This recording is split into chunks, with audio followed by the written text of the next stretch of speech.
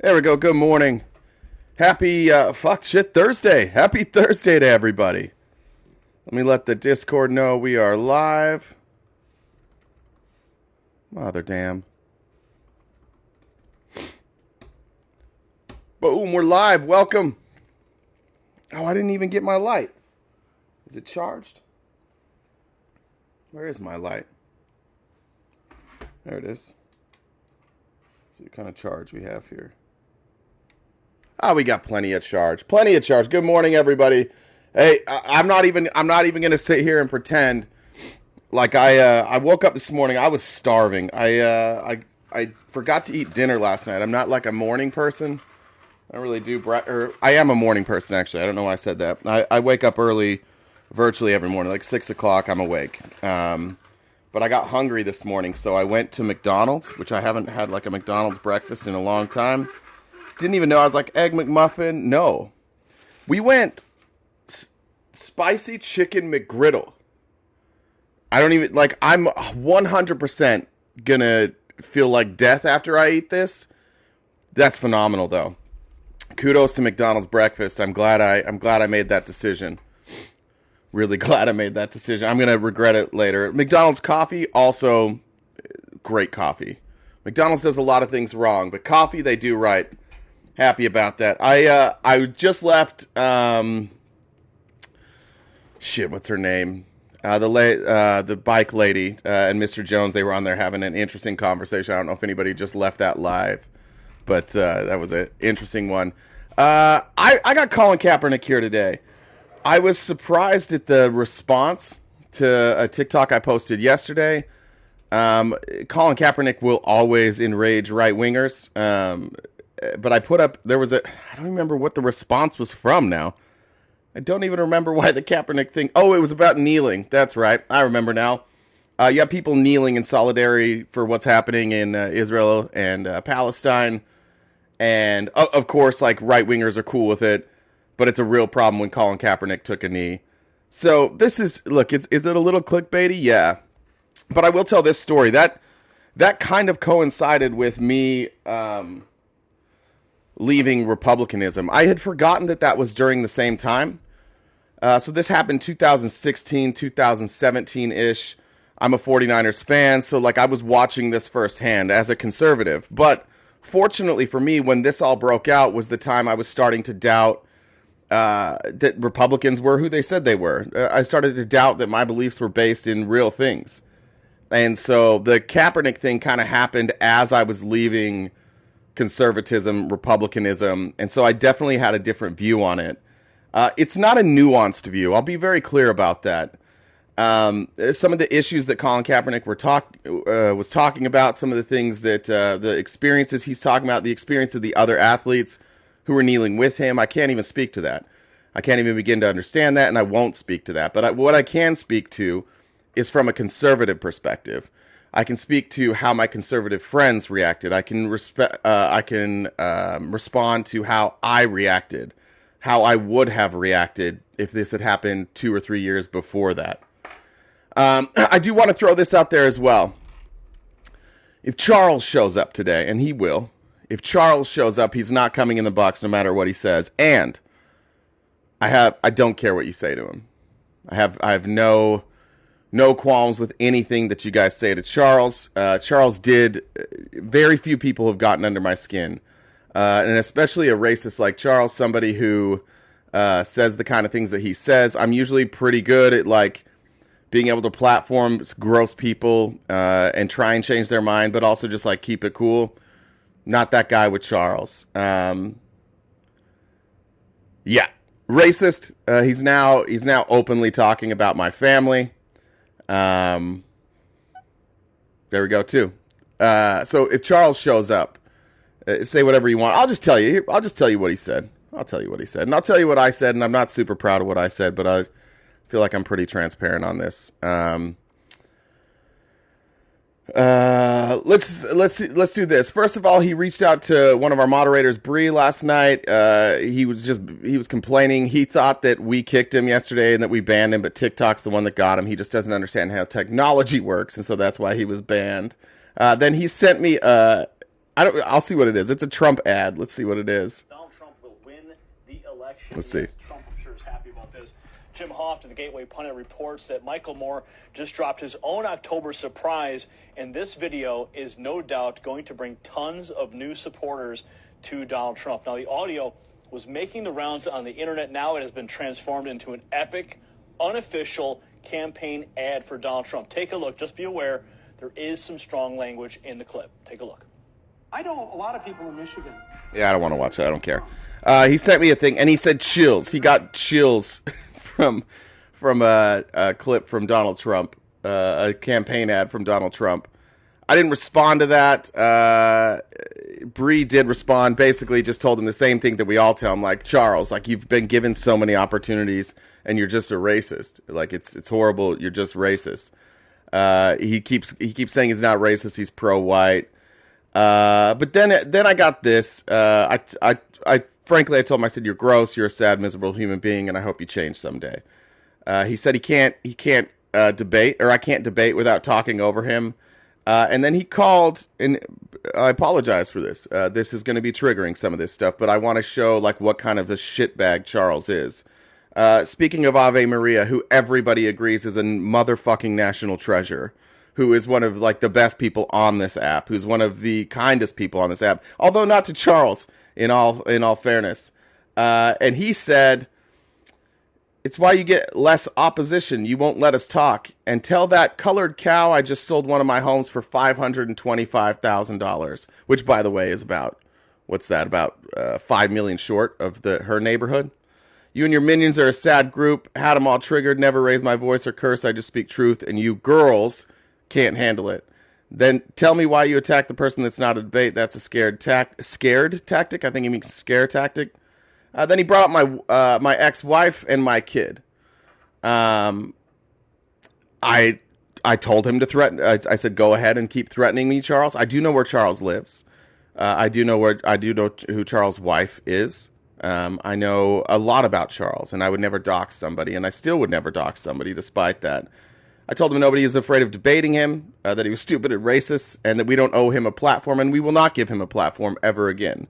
So I have his information. He just let me know that I was a public figure, and that he's going to reach out, and he's going to try and contact my ex and my child. So that's where we're at with Charles. I just want you guys to know. I did say this to Charles, and I'll be fully transparent. I said, Charles, don't talk about big men, face to face or online. I'm your alpha. You're just a sad man with a lot of rhetoric. So, anyways, that's the update with Charles. Charles won't be back. Charles will not say those type of things to people. Let's see. I just got a message maybe about Charles. Let's see. Charles messaging our mods. Morning sunshine. You're a lawyer, very educated. Why is being pro-white racism but being pro-black isn't? And don't give me a damn talking point, please. Just me and you chopping it up. Charles still reaching out. There you go. Somebody's in the box. It was Morgan Emerson.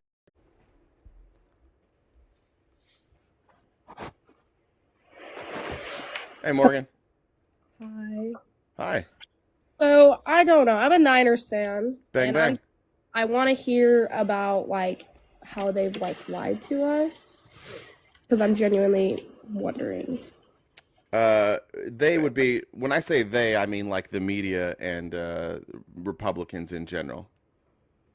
No, I get what you're saying. Okay, I just want to make sure that you didn't think I was talking about the Niners. I would never besmirch my Niners, by the way. Yeah, I love my Niners. All of them. The narrative about Colin Kaepernick is incredibly dishonest. We'll see today. I don't know if do you have issues with Colin Kaepernick? My only issue is, like, the kneeling for the national anthem. But I was pretty young, and so I could have been lied to about his exact reasoning on why he did it. That's fair. What's your understanding of why he knelt? My understanding of why he knelt was because he was, like, kind of not like rebelling, but saying, like, the African-American community is not being, like, you know, they're not being treated like the song is saying, you know, they're not free. You get what I'm saying? Yeah. So here's the and do you know how that happened? Like the storyline of how he started kneeling? Do you know any of that stuff? I just trying to get an idea of where you're at on the story. Like why he started, or like explain, Yeah. I guess. Okay, so Colin Kaepernick in 2015 was the 49ers quarterback. He got hurt. He had shoulder surgery, and because of shoulder surgery, he had a lot of downtime. Colin Kaepernick had a really different life than probably like a lot of other black people in this country. He was raised in a predominantly white neighborhood by white parents. Didn't really have, and these are his words, he just didn't really have an understanding of like the black experience.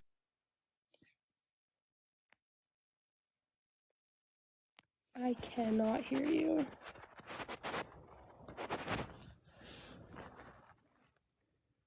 We cannot hear you. I think. We Can you can- guys hear me?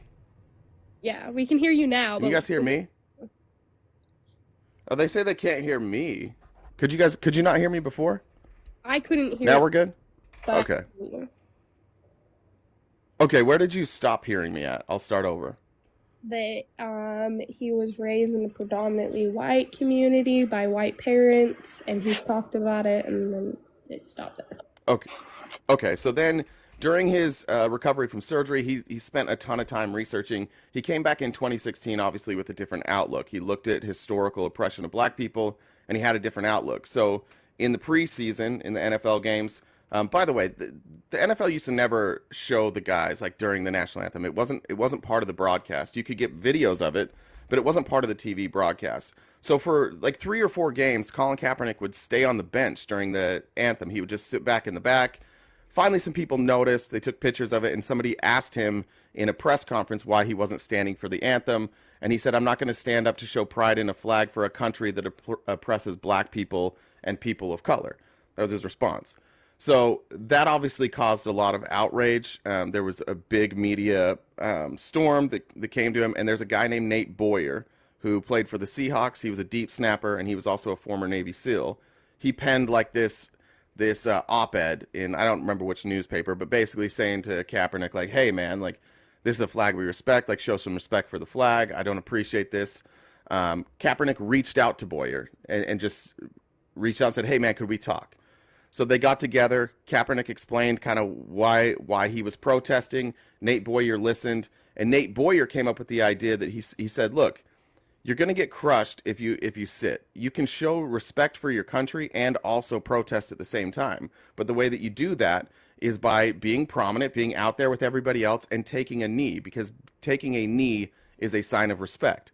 So the entire reason Colin Kaepernick went from sitting on the bench off to the side, out of the camera angle, to front and center on a knee is based on the advice of a relatively conservative, white, former Navy SEAL. That's what they came up with. You can see pictures of them Kaepernick kneeling and Nate Boyer standing next to him in solidarity on the sidelines. So Kaepernick does obviously what he thinks, like he did his best. He wanted to be able to have his voice, but he wanted to show respect. He has family members that are service members. He has family members that are in the police. And that's how the protest started. Now, has anybody ever told you that story? The second half with the Nate Boyer part, no. I've No. never heard that part. No. Why do you think they didn't tell you that part? Because they don't want to admit that somebody who was in the military And white? in the idea to kneel and not say, like, they made it seem like kneeling was a sign of, like, almost like disrespect instead of respect. Yeah. And when Colin Kaepernick repeatedly was asked about the military and the police in general, and essentially what he said, like, there was a time he wore socks with, I think it was like pigs in police uniforms. And somebody asked him about the socks, and he's like, "Yeah, this represents all the bad police." It's a pretty reasonable take, right? Yeah. Yeah. But again, the pig socks were, oh, he hates police. He hates our country. He hates our military. He's kneeling in it as a sign of disrespect. But clearly, the way that this all started was a sign of respect. Then you go through the rest of the story and how this all played out, and you can see just like, unfortunately in this country, we have a history of smearing people who stand up for specifically like racial injustice. So Colin Kaepernick, still recovering from shoulder surgery, he didn't play for a little while. There was a new coach as well, and they basically said when his shoulder is healed, he'll play. He missed, I think, the first 4 or 5 games. He finally started playing. It was clear like he was rusty. But by the end of the season, the last like 3 or 4 games, he played great. He was one of the top 3 ranked quarterbacks in the league the last 3 weeks, behind I think it was Tom Brady, Aaron Rodgers, then him. When it came to passer rating, plus he could run. So this is a guy that's starting games in the NFL. He's playing well at the end of the season. His contract is up in 2016. If he had never knelt, he was going to get a massive contract somewhere else. He didn't want to stay in San Francisco because he didn't like the coach, but he was going to go somewhere else, and he was going to get paid a good amount of money. Instead, he was never once offered a contract after that. A guy that started in the NFL. I've never seen anybody start in the NFL and not be on a roster the next year. Yeah. Yeah. But the narrative that you'll hear is that he wasn't very good, that he only started protesting after he was benched. Well, he wasn't benched. He was injured.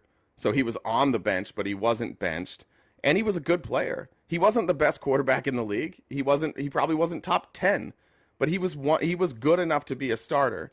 And you have Donald Trump and Republicans all around the country just smearing this guy. I put up one video about him, and I have a bunch of people just repeating the same lies and lies and lies that they've been told. And to me, that's like a time when I was leaving conservatism, it was a clear indicator to me that, oh my God, like the people that I've been listening to my whole life have no problem lying right to my face. And the people that listen to them will not fact check a single word they say. They will just continue lying. When I grew up, I remember my mom, who's a very sweet woman, who was just poorly educated on this. I remember my mom saying things about Martin Luther King Jr. I remember her saying, like, yeah, he did some good things, but he was a pretty bad guy. Right? And those were the smears that were out about Martin Luther King Jr., that he was a womanizer. I think there was something about taxes. Of course, you had to call him a communist or a socialist, because that's what you do on the right when you want to smear somebody. You call him a communist or a socialist. There's a lot of stories about Kaepernick, and all of them, almost every single one, and hopefully we'll have more people come up to talk about it, but you'll see, when Republicans or conservatives talk about Colin Kaepernick, they never get anything right. Their entire narrative, everything they've been told, the whole story that they tell is wrong. And it's interesting in our country, like, knowing this, what other possible reason outside of the fact that he's standing up for oppressed people would people smear him? Why else smear him? Okay, so like interesting take. So I am Republican. I don't agree with Trump, just to make that clear. I never heard anything bad about Martin Luther King, and yeah, I did come up here to see what you kind of said, because I've lived with my grandparents my whole life, and my grandpa is the one who told me this story. And he was raised in San Lorenzo, California. So, I mean, I don't even know if he knows about all of this situation, but he did tell me that that's why he knelt, which seemed like it was pretty true on a little bit kind of true, just not the full truth. Let me ask you this, Morgan. Let's pretend that all the stories that you heard about Colin Kaepernick were true, that he did kneel for all the wrong reasons. Should he lose his job for that? I don't think anybody should lose their job over politics or anything like that. Yeah, especially like, it's just his opinion, right? Did he show up and do his job every day? Did he show up and play? Yeah. Did he play well at times? Yeah, he did. He actually didn't say a word during the games. He just took a knee before the game, and then he went out and he played. And then when the press asked him questions, he answered questions. Now, here's another thing you might not know about Colin Kaepernick. Since he's been removed from the league, basically, he's been blackballed. Nobody would pick him up, and he's probably too old now to play. He started a nonprofit called Know Your Rights. Now, this is something that you'll hear from conservatives all the time when they talk about every time you see some police brutality. It's like, oh, they should have complied, or they should have done this. Well, Colin Kaepernick has raised millions of dollars and spent millions of dollars in underserved communities, going in and teaching kids their rights. He teaches them how to interact with police, how to do it respectfully, how to not look like a threat, but also how to not have your rights taken away from you. So how to actually respond to police, keep your rights and not be harmed by the police. All this stuff that Republicans claim that they want to see happen in all these scenarios, every time somebody gets unalived by a police officer, and Republicans are quick to be like, oh, well, they should have complied. Colin Kaepernick's out spending millions of dollars that he's raised teaching kids how to know their rights and how to properly interact with police. Now, where's that story? Nowhere to be seen. Nowhere to be seen. Do you think Republicans would ever tell you that story? Probably not. Probably not, right? Because they ask for it. They want that to be done, but they don't do it themselves. So knowing that Colin Kaepernick does it, they're like, oh, well, we can't report that he's doing that, so we just better pretend that he's not doing it. We'll just ignore it. Do you think that, like, all these, I guess, quote-unquote lies that are going around is the reason why he's not back in the NFL? 100%. Well, it's not necessarily the lies. It's not the lies themselves. It's the baggage that comes now. If your team signs Colin Kaepernick, you're going to have a giant portion of your fan base who has believed all this bullshit that's going to be really upset, and they'll probably boycott. Like, financially, it makes sense that you can't hire Colin Kaepernick. I get that by NFL owners. Like, it's detrimental to your team. But it's also, like, it's tricky because the reason it's detrimental to your team is because a bunch of people believed a bunch of lies. And it goes to show you, like, how I guess for some people, like, under the surface racism is. The fact that people are willing to believe this stuff about Colin Kaepernick simply because of who he is. I mean, the amount of stuff probably your grandparents, I imagine your grandparents are conservative. Yeah. Probably Trump people. I don't really talk about, like, I know they don't like Biden, and that's just because of him shutting down, like, the Keystone Pipeline. I live in, like, oil-filled country, and so a lot of our, like, fossil fuels out here are, like, good, like, put to good use, and What state are you in? I live in Utah. Oh, you do? Oh, I'm from Utah. That's not surprising. What county? I live in Duchesne County. Oh, you're in Duchesne. I used to fish on the Duchesne River all the time. My ex's grandparents lived out in Vernal, so we were out there all the time. Yeah, I live like 30 minutes from Vernal. So. There you go. They were in Aurora. How do you say that? Ouray. Ouray. Yeah. Yeah, Ouray, the reservation. Yeah.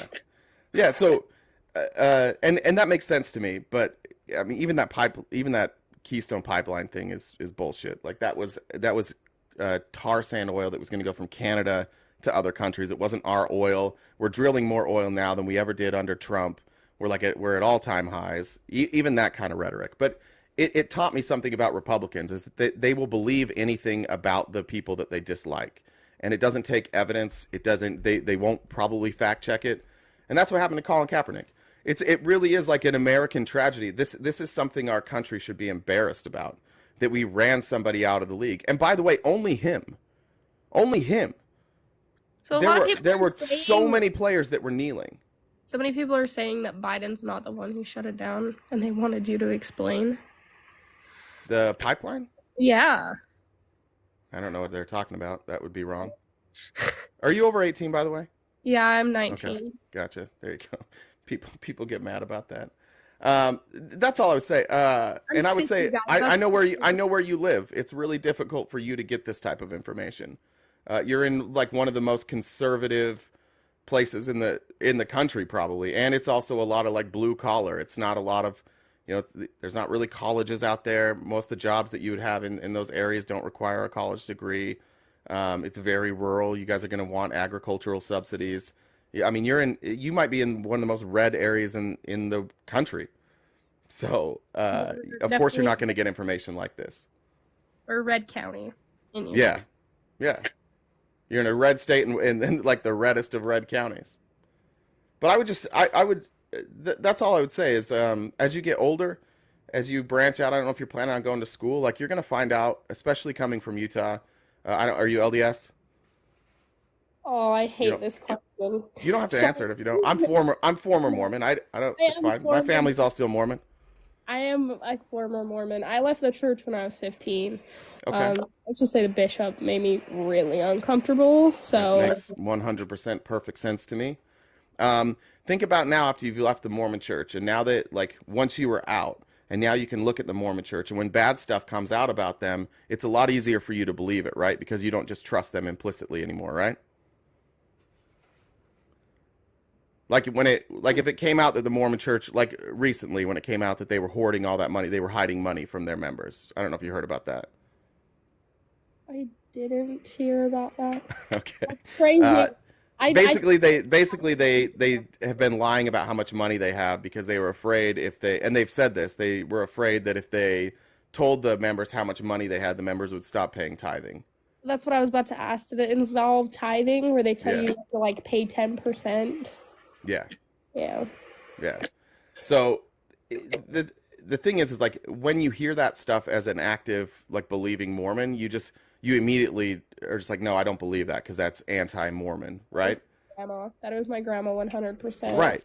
But the thing is you have to realize that when you're conditioned to think like that, and especially when you're in a high demand religion, your brain is conditioned to accept things without facts. That's why Trumpism was so big in Utah. It was one of the biggest eye-opening moments of my life when I saw my family and friends not only just like vote for Trump. There's a difference between voting for Trump, but like defend him and overlook all the awful things he did and pretend like he's this great president, and they still have all this Trump stuff. It's like, oh, okay, so you guys just believe what you want to believe, because if I brought facts, they just say, no, that's fake news. I don't believe it. So the people around you are conditioned to not hear any of this. If they do hear any of this, they're just gonna tune it out. Yeah. And that's the tricky part about where you grow up. Like, in order for you to be fully educated, in order for you to have a nuanced view, you're gonna have to search for opinions way outside of the people that are around you. Well, I don't even like want to live in this state anymore, but I gotta be financially stable enough to get out of here, because I was born and raised here, and so I've seen it. I've seen it all. Yeah. It comes to those different kind of views, and then I see also with the whole like Trump thing, like we had a whole bunch of like, because it's a small town, a whole bunch of Trump rallies. People were posting Trump signs everywhere. I know a couple people who I know personally that were at January 6th Yeah. who are now looking at jail time. One's looking at Jeez. 5 years, the other one was looking at 3 years, and now it overwhelmed him so bad because he's a farm kid. He's grown up on a farm, and his uncle persuaded him into going to January 6th, and it took it over him, and he couldn't be alive anymore. Oh my God. That's devastating. I've seen it. It sucks. Jesus. I love my small town, but I don't love my small town Utah. Listen, I love your small town too. I'm trying to remember the place we would always fish, Little Town. I wish I could remember the name. No, it was just a little town it's on the Duchesne River. I'm trying to remember what it was even called now. Camas. Oh, Camas. Okay. Yeah. Way up. Yeah, we used to go there all the time. So, look, here's what I'd say. You have a community that's probably not going to help on getting different views. I've got a Discord. If you want to message, I'm going to have Brizaza shoot you a message right now. If you ever want to come in there and just like hang out with some people that have a different opinion, or you can just be a fly on the wall and see what people are saying. It'll at least give you a different view of maybe something that's outside of what you're used to. And they're very friendly, except for to me. They pick on me a little bit, but mostly pretty friendly. That's good. That's good. Okay, look for a message from Brizaza, and then let's talk again sometime. Yeah, have a good day. You too, Morgan. Thank you. See ya.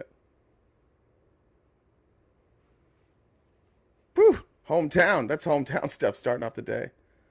We're going to go with King of Diamond.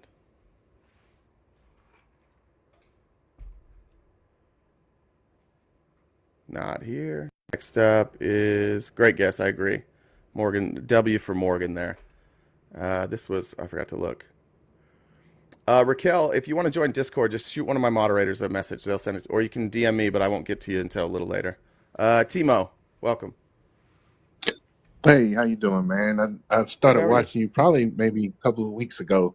Love your content, man. I like the way that you do your research. I mean, I dig it, man. I think you're really well versed on a lot of stuff, and I think what's troubling to me about people looking at the NFL. And this is in regard to Colin Kaepernick. Is no one has ever thought about why there are so many African American football players, but not any owners.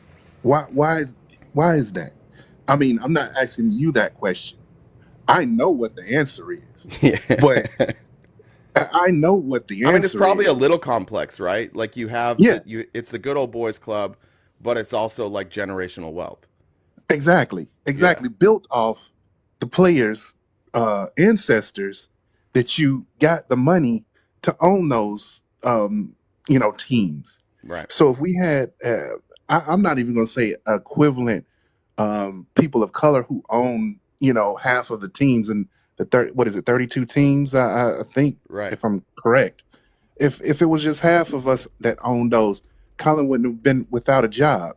I mean, because you're scared of white T folks getting upset about a man taking a knee, and then you have this rebuttal of, oh well, he's getting paid millions, but he has friends and family who are not wealthy, so you can't stand up for your friends and family who may not be as wealthy and have access to attorneys and things of that nature. Yeah, the other thing is Kaepernick was the 49ers had this award that was basically like I can't remember what it was called, but it was like the most inspiring person on the team, right? Yeah, He was voted by his teammates as yeah, most exactly. inspiring. He was voted as a team captain. That's what's crazy. He wasn't a problem inside of the locker room, even though there was some disagreement between I think it was Joe Staley and I'm trying to remember who he had the disagreement with. Maybe Vernon Davis. There was a disagreement between two players. Joe Staley wanted to stand, but even Joe Staley, after talking with Kaepernick, was like, "Yeah, no, I get it. I get it. I'll stand. He can kneel. We can do that." Like, it's not like Kaepernick was a problem for the team on the field or off the field. It was the angry Exactly. red. It was the angry fans. It was the people that were And, so angry that he would dare to like protest something that was real. That's and how the thing of soft it the is, right is. this guy, he was intelligent. See, I'm the type, I get angry, and it's hard for me to formalize my rebuttal as to what's going on. Sure. I like Kaepernick because if I was on the team, I can't formulate how I want to explain to you why I'm taking a knee. He was able to do that, and I would rather for him to explain that because he was well spoken. And a lot of times, a lot of people don't understand it. He had like a 3.0 or 4.0 in high school and at Nevada, Yeah. so he wasn't stupid. No. No, he's smart. He's a smart guy. He's still smart. What he's done post football, the way he's run his organization, the foresight that he's had. You know how easy it would have been, and you know how many of us, if we got treated that way, would turn bitter and angry, and probably have like our own struggles. Like, might have some public meltdowns. Like he took it all on the chin, and then he took what happened to him and he turned it into a positive. Everything about this guy is so admirable, and it is. It's really hard for me to see, especially friends and families that have so much animosity to him. He went through a lot. Yeah, he was paid. He got money, and by the way, not paid as much as you think because he had a very team friendly contract. The money that Yeah, people think he got, he didn't get because it he wasn't may fully still have been under his guaranteed. rookie contract, I Yeah, believe. I mean, he had got an updated contract, but it was really really team friendly. He had to hit certain incentives, and because he Yeah, was injured, he didn't hit those incentives, so he didn't get paid as much as people think. But he went through all of that, and he just kept showing up for the people he was saying he was going to be a voice for. That was the criticism of him. They're like, this guy thinks he's oppressed. He was specific, saying like, I actually wasn't oppressed. I didn't experience that as a kid. I didn't understand any of this because of the way that I was brought up. Like he's been critical of his parents for not teaching him about the history. He's been critical of his parents for like not understanding systemic racism. But he's said like he was privileged growing up. He wasn't speaking out for him. He was speaking out for the voiceless. A man sacrificed his entire career to speak out for other people who don't have a voice. And then when his career was beat and over with, he took that and he turned it into something good. He's exactly. he's somebody who should be admired by all of us, and he's hated by so many. And the thing of it is like during let's say that window of time that he would have, reached his peak and he would have, plateaued at the top of his game or whatever. You could look at and they were saying, and there were a lot of people that were saying he wasn't a good quarterback. Well, at that time when it was 2016, 17, and 18 or whatever, I was looking at the quarterbacks that was sitting on the bench that was worse than him. It was at least 10 to 15 quarterbacks that was worse than him. Yeah. And I'm like, you telling me these 10 or 15 quarterbacks are worse than he is, but he don't deserve to be in the NFL. And I'm looking at their numbers. So that's crazy. I'm like, that is absolutely asinine. You just find with white supremacy. That's what that is. Yeah. I mean, I'm trying to find the numbers from. He single-handedly beat the Packers twice. Ran for I think it was like 180 yards. He broke Michael Vick's rushing record for a quarterback, like 181 yards, and then threw for 200 yards in a playoff game. He single-handedly beat a better team. He put the 49ers on his back, took them to a Super Bowl, took them to, Absolutely. I think, to an NFC Championship game one year and the Super Bowl the next year. Yes. And then his entire organization fell apart. You had a bunch of players retire because of the concussion stuff. You had Yep. a coach leave to go to college. You brought in Yep. one of the probably the worst coach ever to coach in the NFL next with a depleted roster, and you said, "Here, Kaepernick, by the way, you have a broken shoulder that's healing. Put this team on your back and see what you can do with it." And he just never had that opportunity. And then people are like, "Oh, he was dog shit." What are you talking about? Like, what did you watch? Like They were inches they've from removed winning all that. they've removed all context from the way that he played just so that they don't have to admit that the reason they hate him is because it was a black man speaking out. So they have to use all these other arguments because they can't say the real reason they had an issue with him. Exactly. And then you got people that love Muhammad Ali. So you love Muhammad Ali, but you Jeez. dislike Colin Kaepernick. You want to talk about people who had anti-American rhetoric? Like, go look at what Muhammad Ali said compared to what Colin Kaepernick said. You want to talk about somebody who, like, openly was critical of the United States, of our government, of our military? Like, Muhammad Ali was openly critical. He was right, but he was far more critical of our government and our military and our country. And he was everything that people accused, that everybody accused Colin Kaepernick of. Everybody's like, "Oh, he's a Black Panther." Okay, well, Muhammad Ali was like best friends with Malcolm X for a long time, right? Like the history. But you ask them, that the ones that are critical, yeah, I like Muhammad Ali. Oh, so you like Muhammad Ali, but you don't like Colin Kaepernick. Yeah. Have you read? I mean, have you opened a book lately about Muhammad Ali? No, I'm guessing no. There's no way you could have you know about Muhammad Ali and hate Colin Kaepernick, but you love Muhammad Ali. You know who would have loved Colin Kaepernick? Muhammad Ali. Absolutely. I mean, like, yeah, he would have taken Colin Kaepernick under his wing. Like, it's a shame that he had the health problems he had. I think Muhammad Ali really could have bridged this gap for a long time. For whatever reason, he was beloved. But this is going to be fucked up to say. I really hate to say this, but I do think that part of the reason that Muhammad Ali was loved by everybody, and especially later on in his life, is because he couldn't speak. And there's a lot of people that forgot what he said, and they pretended that he wouldn't say what what he really probably would have said if he could speak, but he couldn't speak any longer. And I think that softened it for a lot of people, and that's fucked up to say, and I know that's fucked up to say, but I do think that, like, that's part of the reason that he was able to at the end of his life be so beloved, because I don't think Muhammad Ali wasn't going to stop talking about these things. He never did. No. Yeah. No.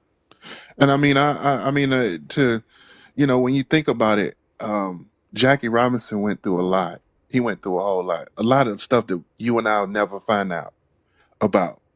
And I mean, to think about him being the first, I guess, black man to play in professional, I guess, MLB. Yeah. I'm sure he went through hell. I don't see how he could have had the fortitude or the mental strength to even go through that. Yeah. And another one, beloved. Who's going to talk shit about Jackie Robinson now? Nobody. Nobody. Like everybody gets to be revisionist. Everybody gets to pretend that like that Colin Kaepernick's not the same type of guy as they are. He was the same type of guy. It was somebody who was famous, who was a great athlete, and used their voice to speak out for people who were oppressed. I mean, with social media, you know, it's totally different for Muhammad Ali and Jackie Robinson than it is for Colin Kaepernick. You can spread lies faster. Yeah, that's true. That's a good point.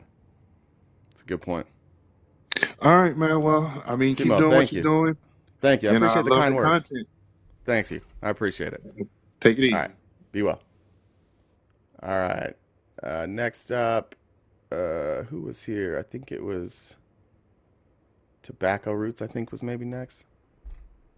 Yeah, Sydney Powell did plead guilty. I'm not sure what she pled guilty to yet. Tobacco Roots, welcome. Bro, thank you, man. I feel Yeah. very welcome. Yeah, well, you are. So what are the lies you're talking about? Like you said they lied to you. What are the lies exactly? Why he knelt, leaving out context of how that decision happened, talking about how bad of a football player he was. There's a lot of lies about contracts that he was offered. Yeah, those are some of them. I could probably come up with some more. All right, so my thing is, it doesn't really matter what he kneeled for. It's just the fact that he kneeled to the flag. I think pisses a lot of people off. Why? Because America, you know, we pride ourselves on freedom. We pride ourselves on rights for everybody. So it's kind of like when you're kneeling against the flag that has always been a symbol of fighting for freedom, that's kind of disrespectful. And then another thing he did. Can I ask you a question about that real quick? Yep. When fallen soldiers come home and they have the flag draped over their coffin, what do the other soldiers do? Don't they like fold the flag and give it to their family or something? What do they do when they approach the coffin? You'll have to tell me. They kneel. They kneel? Yeah. In times when there were kings and queens, what did the people do when the kings and the queens came in the room? So you think he was kneeling out of respect is your point? Yeah, 100%. That's not even up for discussion. That's why he was kneeling out of respect. So let's say he was kneeling out of respect, which there's no way he was kneeling out of respect for America. He was. Hold on real quick. Let me tell you this. Let me tell you the story so you can understand why I say that. Colin Kaepernick did not start by kneeling.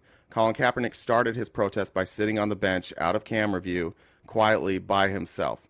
The press asked him why he was doing that. He said, "I'm not going to stand for the flag of a country that oppresses black people and people of color." Exactly. Then So it's not hold on. You got to hear the whole story, okay? I promise I'm going to give you an opportunity to speak.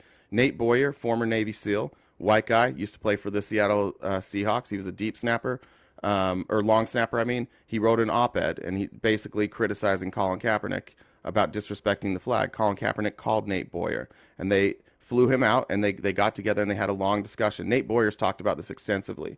They spent hours discussing, like, the injustices that Kaepernick was seeing. Boyer listened, and at the end of it, Nate Boyer said, "Look, I get it. I understand what you're saying now. I know you're not trying to disrespect the flag. Here's what you can do as a sign of respect. Rather than sitting back and sitting on the bench and not participating, go out, be front and center, and take a knee. Because in the military, taking a knee is a sign of respect." And he said, "I will stand right next to you while you do that." And that's what happened. Nate Boyer and Colin Kaepernick went to the sideline. Kaepernick took a knee. Nate Boyer, decorated Navy SEAL, white guy, stood right next to him. Colin Kaepernick took the advice of a decorated Navy SEAL, saying, "Hey, you can protest this, but do it in the right way. Do it respectfully." That's why he took a knee. So knowing that story, how can you tell me that what he's doing was that he did it out of disrespect?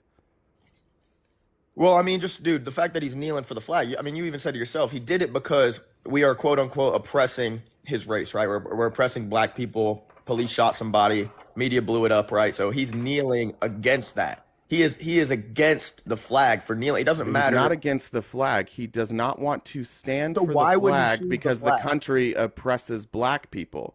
Dude, exactly. You're contradicting yourself, bro. No, You said I'm he not. doesn't- What he are you doesn't talking want to about? stand. He doesn't want to stand for the flag. Correct. Why? Because he doesn't. Because our respect country what it oppresses represents. black people. Okay, so if he doesn't want to, okay, so our country oppresses black people. Let's pretend that's a fact for a second. He wants to knee. Let's pretend that's a hold on. Let's pretend that's a fact. Yes, we can. Are you familiar with the history of our country? Dude, our country oppresses everybody in a certain way everywhere, bro. Everybody gets oppressed in a certain way. Like, I mean, it's just fact. What's the systemic oppression of white people? Dude, all right, we're not gonna get off Kaepernick here. Okay, well then don't say things like that and expect me not to respond to it. Yeah, USA is racist. We're terrible. Okay, yeah, we're murdering black people on the street every day. Yeah, it's so bad. Is that what I said, or did I say that our country historically and systemically oppresses black people? Which one of those things did I say? Okay, you're right. All right, thank you for the history lesson. You're welcome. So how can you say him kneeing to the flag is a sign of respect, but you're also saying he didn't respect the system it represents? You're saying he had problems with the American system. You're saying he wanted to bring attention to injustices. Yes. By kneeling for the flag. Why does everyone else stand for the flag and they put their hand on their heart and they sing the national anthem? They do that. Not everybody. First of all, not everybody does that. It's tradition, right? It's tradition. In school, we say the Pledge of Allegiance, whatever. We do that because it is a sign of respect. So is kneeling. So he is saying. Wait, but so is kneeling. No, it's not, because you're going against. No, what yes, it everyone is. else doing. Then why do you think that Navy SEAL said, "Hey, if you you need to take a knee"? Right. How many pictures do I need to show you of military people kneeling with a flag in front of them before you'll accept that? All right, so let's say you're right, and he's kneeling for. I am right. Okay, so he respects the flag. He's kneeling for respect. Respect. No, he was kneeling out of the respect of others, because he understands that other people want to stand and he wants to kneel. That's why he did it next to a man that was standing up. They did it in solidarity. They showed that they can both show respect in their own ways. They both can have their own opinions, and they can be respectful to the fact that we do have a country, and there are people in this country who have fought for freedom, and there are people who have different beliefs. And as long as you show respect during that time, then you should be able to do that however you want. There's nothing disrespectful about kneeling quietly. Dude, when everyone else is standing with their hand on their heart and singing, and you are the only one kneeling. He wasn't the only one, by the way. Lots of people were doing it. So whatever. A lot of people doing it. That is going against what everyone else is doing, because you believe. Who cares? You think we should all just do the same thing? You gotta let me finish talking. No, I'm asking you a question. Do we all have to do the same thing? No, that's the beauty of America. Okay, then what's your issue with it? My issue is he's kneeling for the flag when everyone else is standing, right? So he's doing something different. Everyone else is showing respect to the country, respect to the flag. I don't know how you can sit here and say it's not disrespect, but you're also saying he disagreed with the system. Because because it's not disrespect. If you're kneeling specifically, if the reason you took a knee is because you wanted to show respect while you protested, then by definition it can't be disrespectful. There was no disrespectful intent. He literally, instead of standing away, instead of being out of the view of everybody and doing it on his own, he decided, okay, I will do this where everybody else is, and I will be respectful. Because Nate Boyer also made some good points to him. Nate Boyer also brought up that, like, there are people in this country that fought for your freedom, that flag means everything to them. But you have to understand that, like, if you live a different experience, if you're somebody who went to war, and you're somebody who experienced that, your experience and my experience are going to be different. I've never gone to war. I will never understand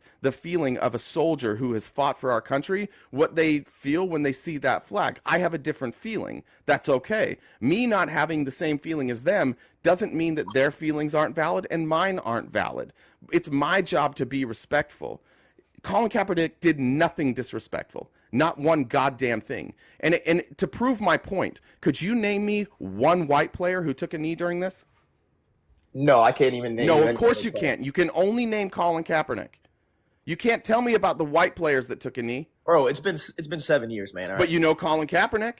Well, yeah, of course, bro. I think most people in America can only name Colin Kaepernick. And why do you think that is? Because he was the symbol, bro. He was the guy. Exactly, but everybody else was doing it.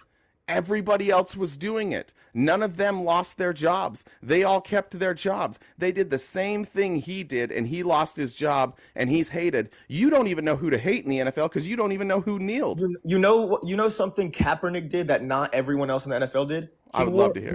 He wore socks with cops as pigs on them. Yeah, I explained this earlier. He depicted policemen as pigs. Yeah, so and what did he say about that? What did he say about that? Wait, hold on.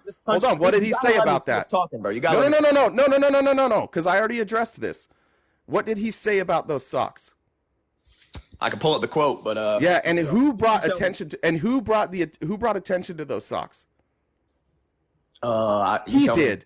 He said these socks represent bad police. Do you not agree that there are bad police? There are very few bad police, and there are a lot. It doesn't matter. Do you agree that there are bad police? Yes, of course there are. So he wore socks, and he said specifically, "This represents bad police." What's wrong with that? What's the point when he? What's wrong with that? What is wrong with that? Bro, it's propaganda. You're convinced. No, what is wrong with that? It's not propaganda. It's not propaganda. It's an article of clothing, and he explained it specifically. What that did is, like, by definition, not propaganda. So tell me what the problem you have a problem with him calling out bad police? No, he didn't. He did not call out bad police. He did. He said this represents bad cops. Bro, you gotta let me talk, bro. No, I don't. I don't have to let you talk. You can answer my questions. Do you have a problem with him wearing socks depicting bad police? Yes. Why? You gonna let me talk? Yeah, I just said why. That's your turn. That's an opportunity for you to talk. If he wanted to call out bad police like Derek Chauvin, then he would have called out, and obviously that was years later, but if he wanted to pick specific cops, then he would have spoken against specific cops in specific instances. But what he did was he generalized all policemen with No. He generalized all bad police. This is fucking stupid, dude. If I said I hate all white nationalists, right? If I wore a shirt that said I hate all white nationalists, and you said, look, he hates all white people, be like, no, that's not what my shirt says. You're purposely taking what he said and not listening to it. And you're purposely taking, like, what he did, why he did it, and saying, well, I'm going to go ahead and just assume it meant all cops. He specifically said this was about bad police. He wore the socks. He pointed them out to reporters. He addressed it to the reporters because Kaepernick was pretty careful. But the problem is the story that came out on right-wing news sites was, look at these socks. And they didn't quote him. They didn't show the clip of what he said. They just said he hates cops. And you fell for it. You're still falling for it. The socks prove he's not saying there are a few bad cops. He is saying he's putting a pig in a police uniform. That is generalizing all police, bro. No, it's not. No, it's not. No. Do you want me to read the exact quote? Like, goddamn, dude. You're willfully ignorant now at this point. I wore these socks in the past because the rogue cops that are allowed to hold positions in police departments not only put the community in danger, but also put the cops that have the right intentions in danger by creating an environment of tension and mistrust. I have 2 uncles and friends who are police officers and work to protect and serve all people. So before these socks, which were worn before I took my public stance, are used to distract from the real issues, I want to address this immediately. That is so clear and concise that this is only about bad cops. He talks about his uncles and his friends who are good police officers who work and protect to serve all people. He also said that these bad cops put the community in danger, but also the cops that have the right intentions in danger. He's speaking out about bad police officers specifically, and you're refusing to address that. So you said Kaepernick is very calculated, or you said, I don't know the word you said. You said he's very careful. Careful, yep, he knows what he's doing. So he knows wearing those socks is going to generalize policemen as pigs. Stop it. And let me ask you this. No, wait, hold on. Whether he knew that or not, it is not his job for people to, like, interpret his stuff, right? He said what he said. He said specifically why he wore those socks. And now you're out here being like, oh, well, he should have known that thin-skinned people would not read this at all, and they would just assume it was about cops. You're just justifying your bad behavior now. So you're what justifying your unwillingness to be so let's talk educated, solution. and you're like, it's Kaepernick's fault that I didn't know this. Okay, so let's talk solution. Let's say he's really trying to bring attention to the bad cops and he's trying to get them out. Let's talk about it. I got a question for you. How does wearing those socks lead to solutions? How does wearing those socks help weed out the bad cops and make it specific that there are only a few bad cops? How is wearing those socks fighting for justice Awareness. Yeah. So awareness that all cops are pigs. It's not bringing awareness to That's the bad not what the cops. fucking statement. How many fucking times are you going to Bro, do this, are the dude? socks Dude, bringing how many awareness to the times? bad How many cops? times are you going to keep saying the same Relax, dumb relax, shit? relax. No, not relax, dude. You have to be smarter than this. Stop saying things that aren't true to prove your point. Admit that you were wrong about the cops I didn't make and any about the claims. I socks didn't here, make and any we can claims. move I on. said these people are But false. no, what he said is very specific here, and you're still making about all cops. But it does bring awareness. And you know what? What Colin Kaepernick did is he created a movement. And that movement created awareness all around the country. And police departments all around the country were forced to make changes. And then when he got kicked out of the NFL, you know what he did? He raised a bunch of money for the Know Your Rights campaign. And I'm sure you know all about the Know Your Rights campaign. I'm sure we all know how much. What is it? Tell me about the Know Your Rights campaign. Or the Know Your Rights campaign. It's just all about just how to deal with police and make sure you know your rights. It's pretty self-explanatory. Who does it target? Probably the young black youth and just black people in general. Black youth. It tells them, here's your rights. Here's how you interact with police in the right way so that you don't put you or them in danger. Know your rights. Don't let them infringe on your rights. But here's how you show that you're not aggressive. You know, you can have your hands out. You can address them respectfully. You call them sir. It teaches kids how to respect police, but also knowing their rights. How is that a bad thing? I never have said that's a bad thing. That's a great Okay, thing. well, why? Where's all the Republicans? Where's all the people that are mad at Kaepernick? What are they doing? What are they doing to fix the problem? Nothing. They're sitting around making up stories about Colin Kaepernick. They're doing Because nothing. you Nobody don't gives a actually damn want to about fix the Kaepernick. problem. You just want to bitch about the fact that somebody highlighted a problem. That's what Kaepernick. You literally just said what Kaepernick is doing. Kaepernick didn't want to fix the problem by wearing those socks. He wanted to reach headlines. Wait, hold on. He did fix the problem. Controversy. Wait, He didn't want if to he help if his he cops only out of the if he office, though. only wore the socks, you'd have a good point. If that's all he ever did, good point. But Yeah, you're that's not all he did. He throwing kneeled out for the flag everything he and did wore the and socks. focusing on a pair of socks. No, I'm Because also you focusing because on the you fact just that he wanted to wore be the flag. offended by a pair of socks. Dude, I'm not offended. We're just talking about Kaepernick in a debate right now, bro. Seems like you were offended. You said he called out all cops by wearing these socks. No, He the didn't. prompt on the screen says they lied to you. But what They was did not lie a, to you. What was not They a did lie lie to you. is that it's a sign of respect to stand and put your hand on your heart for the flag. He It's didn't also do a that. sign of respect to kneel. So you're telling me he respects the system that oppresses him. You're telling me he No, kneels he to respect. he respects other people. He respects that for a lot of not people, cops, but not cops. that moment of standing in front of the flag and putting your hand over your heart is very important to them. And so he wanted to stand in solidarity with them and say like, "Hey, things are important to you. Things are important to me. We don't have to think the same things are important. We can stand side by side. You can stand, I can kneel. We can still love each other. We can still come up with solutions." Bro, it just makes there's literally no argument that dude, if you think kneeling is respect, Yes. But you're Show me another time kneeling wasn't respectful. The NFL right now is having moments of silence for what's happening in Israel and Palestine, and the players are taking a knee. Why are they taking a knee?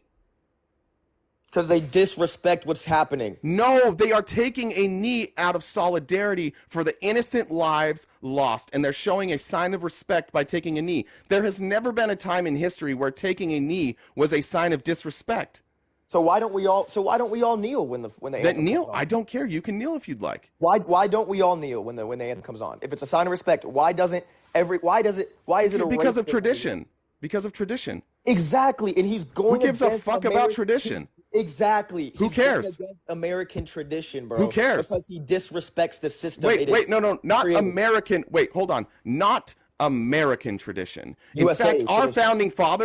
founding fathers would not have been happy about the fact that we were pledging allegiance to a flag. They would have hated that. There's nothing patriotic about standing for a flag and putting your hand over the heart. There's Bro, nothing they've had flags there's for nothing years, patriot years, there's decades. nothing patriotic about pledging your allegiance to a flag. That's nonsense. That's cult behavior. It's so silly for you to be upset that somebody didn't stand up and stand in the way that you wanted them to listen to a song and look at a piece of cloth. Because at the end of the day, you're talking about treating humans like trash because they didn't sing a song and look at a piece of cloth. No, I'm not really upset that he didn't stand. I don't care. That's why I respect America, because he can do stuff like this and he can get media headlines. Like I respect that he didn't want media headlines. But the point is he didn't want media headlines. He was doing it quietly. He was doing it quietly and out of the. He did it for 4 games before anybody. You're contradicting yourself. He again. did it for Earlier- 4. He did earlier it. you said He did you it. wanted to He bring did it. against- He did it for 4 games before anybody noticed. And then once they noticed, he's like, "All right, fine. This is me now. I've got this platform. I'm going to stay consistent." And that's what he did. But he didn't ask for this. He didn't go to the media and start asking for them to cover this. He was doing it on his own, and finally somebody in the media asked him about it. He was a star NFL quarterback. He knows. Are you going to respond to things that I say, or are you just going to move on every time I make a point? No, I'm responding right now. Okay, so respond to what I said. Wait, respond to what I said. You said he wanted the platform. If he wanted the platform, then why didn't he bring it up himself? He did bring it up himself. How? Oh my gosh, bro. You got to let me finish talking, bro. No, I don't. Dude, then you can't ask me questions if you can't. Yes, I can. Oh my gosh. So you just ask questions without it. Okay, look. Yeah, I don't need you to narrativize. I'm asking you questions. Dude, you got to let me answer, bro. I like where this is, but like okay, I'll ask the question again. If he wanted the media attention, why didn't he ask for it? Because that would literally delegitimize his whole movement. If he asks for media attention, no one's going to take him serious because he's clearly looking for clicks and headlines. But as a star quarterback, he knows that he has media attention. He already had media attention. He was a star quarterback in the league. He already had media attention. He does not need to ask for it. So he knows when he takes a knee, the media attention is going to go to him. He already knows. He didn't. But wait. But hold on. So that's the part you're missing. He didn't start taking a knee until after he met with people from the military. Again, he wasn't on the sideline where everybody else was during the anthem. He was sitting back behind, out of camera view. Was he on sitting the bench. or standing? Was he sitting? Sitting. He was sitting on the bench. Okay, when he first started let's talk about protesting, he was sitting out of camera view on the bench. Okay, so fuck the kneeing, man. So you're saying kneeing is a sign of respect. He was sitting down. That's even more. How is that respectful? Well, here's the other thing that you may not know. It took military to tell him, no, you need to be kneeing. And he was open, and he was open-minded. He's like, okay, yeah, I'll do that. That's a good point, Nate Boyer. I do need to make sure that while I'm protesting, that I'm not trying to stomp on the rights or the opinions of other people who have sacrificed for this country. He was teachable. He was coachable. He learned from somebody else, and he said, all right, let's find a middle ground here. You know, the shit America's supposed to do. He was sitting down during the flag. Listen, but nobody lied to us. Yeah, no, they nobody all lied to you. us. Nobody on right-wing media told you. Nobody on right-wing media told you about Nate Boyer. They didn't. They refused. No, they did, refused. bro. They did not tell anybody about Nate Boyer. They didn't tell you the context on the socks that I just had to explain to you. You didn't know what he had said about the socks. Why do you think you didn't know that? Bro, I knew what he said about the socks. No, you didn't. I asked you. You said quote it off the top of my head, but bro, you said it was about police. You said that it was that he they're called all pigs in police uniform. It's pigs. about police. How can you tell me socks with pigs in a police uniform is not about police? Do I need to read it again? It was about specific police, right? No, it wasn't. If it was about okay, I wore these socks in the past because the rogue cops that are I wore these. He's telling you I wore these socks in the past. Why, Colin? Because the rogue cops that are allowed to hold positions in police departments not only put the community in danger, but also put the cops that have the right intentions in danger by creating an environment of tension and mistrust. He went out of his way to say that it was only about rogue cops and that these rogue cops are putting people in the community and the good cops they work with in danger. He was trying to point out that police departments, and if you don't know this, police departments protect their own. It's a real problem. You have like this code between police officers. You can see it in it's played out in Boston, it's played out in New York, where you wind up having police departments sometimes being completely corrupt, and they become like criminal organizations because there's a rule with police. You don't tattle on each other. And Colin Kaepernick was pointing that out, that look, these rogue cops are protected. They're protected because people don't call them out. And they're hurting everybody. They're hurting the community, and they're hurting the good-intentioned police officers. So if Colin Kaepernick is so careful and so smart, and he's fighting for such a good movement here, does he not think that wearing those socks, pigs, is gonna harm the good police too? Because it does. Because then it builds this perspective. Show me how it harmed the good police. It builds this perspective against all police. You know, all cops are bastards. You can literally see it in your chat right now. They all just say all cops are bastards. All cops are bastards. I don't think you understand what all cops are bastards are. Do you understand what all cops are bastards are? They're describing what I'm talking. Do you know what being bastardized is? No, explain it to me. Okay, so essentially, when you say all cops are bastards or all cops are bastardized, you're saying that the system itself is bastardized. So you can't exist in a corrupt system without yourself really being corrupt, right? It's not a personal corruption, but if for example, what we're talking about in New York, if you have a bunch of corrupt cops in your unit and you're not a corrupt cop, but you also live by the code that you don't tell on each other, you're part of the system. So how do we? So are you saying the whole police system is corrupt?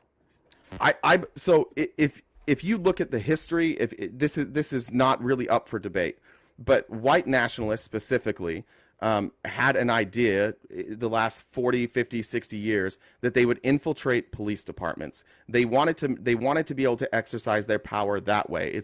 You can find the plans, you can find them speaking about it. And what happened is then police departments, they started having this code of like, we don't tell on each other. So what it does is it disproportionately like gives the corrupt police officers more power and more protection. The system is fucked because they don't tell on each other, and there's very little oversight. I live in a place. I'll tell this story.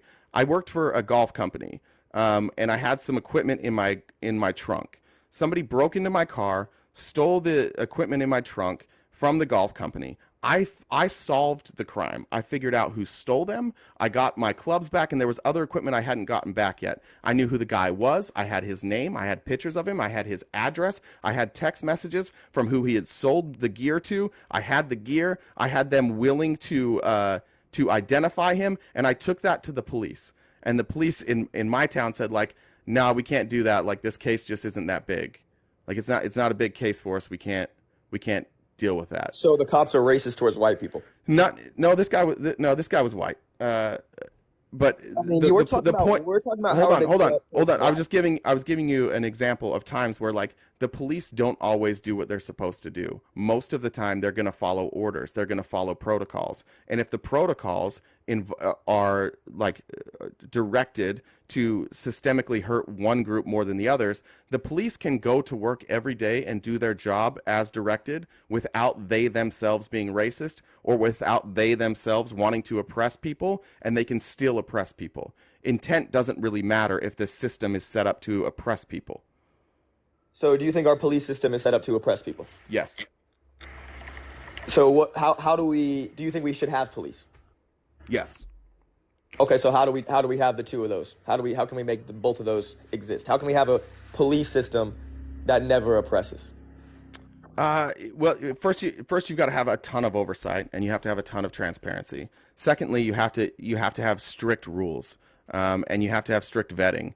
The amount of police officers that are allowed to do horrific things and then go and be in another police department is crazy. I'm in Mesa, Arizona. You can look this up. There was a guy here in Mesa that was drunk at a hotel, and he was fighting, I think, with his girlfriend or something. The police were called. They said he was dangerous. He had made some threats. So clearly, like the police came in, rightfully so, with guns drawn. This guy was laying on the floor. The police were saying, "Crawl towards me." They said, "Roll." They said, "Get." They said, "Get on your knees." He went to get on his knees. He fell down, and his arm dropped to his side. and they shot him. I remember seeing this video. You said a Okay. hotel. You And said a hotel. do you know how that investigation went? I do not. The Mesa Police Department did an investigation on themselves and then found that there was no wrongdoing and the officer was cleared. Was that a black man that got shot? It was not. In what other scenario could an organization commit a crime and then investigate themselves and clear themselves? I mean, you make a good point, man. Yeah, it's a corrupt system, and then they're protected. This is the thing that Republicans don't realize. I'm not denying police are corrupt. I'm not at all. I'm not at all. Cool. We're on. Okay. There's definitely corruption within the police and within the law, and people get away with shit they shouldn't. But that being said, don't you think probably a lot of these cops treat people a certain way, and they go into a situation with a stereotype and with anger because there's such a strong movement against them? Right now, there is a war on police, and it might not be, we're obviously not shooting them up and they're burning down their buildings, but there is a stereotype against police. All cops are bastards, 100%. I'll tell you another. Let me tell you. Hold on, Yeah. Let me. Sorry to make wrap this it up. so anecdotal. Sorry to make this so anecdotal, but it's crazy that I've had all these issues with the police in Mesa, considering where I went. But I also had a guy try and break into my house once. I wound up holding that guy at gunpoint. The police showed up. They got the guy. They showed up. They did a great job. And this was during the heart of the BLM riots. So there were a bunch of officers there, and to one officer I just said, "Hey, I just want to tell you I appreciate it. I know it's a tough time to be a police officer right now. I know you guys are getting heat from everywhere." And he said, and this is what all police officers should do. He said, "I appreciate that, but we deserve the heat we've been getting, and we need to be better. So thank you for the kind words, but it's okay." The problem that I have with a lot of police officers and how we recruit police officers is we don't recruit people that are willing to be accountable. I had a police officer on here. You can go through my TikToks, who spent like 2 hours here while he was supposed to be doing his job, arguing about abortion. Didn't know any laws. We were asking him to cite laws. We were asking him to cite the Constitution. He didn't seem to know anything about people's rights, but he spent 2 hours here arguing with us.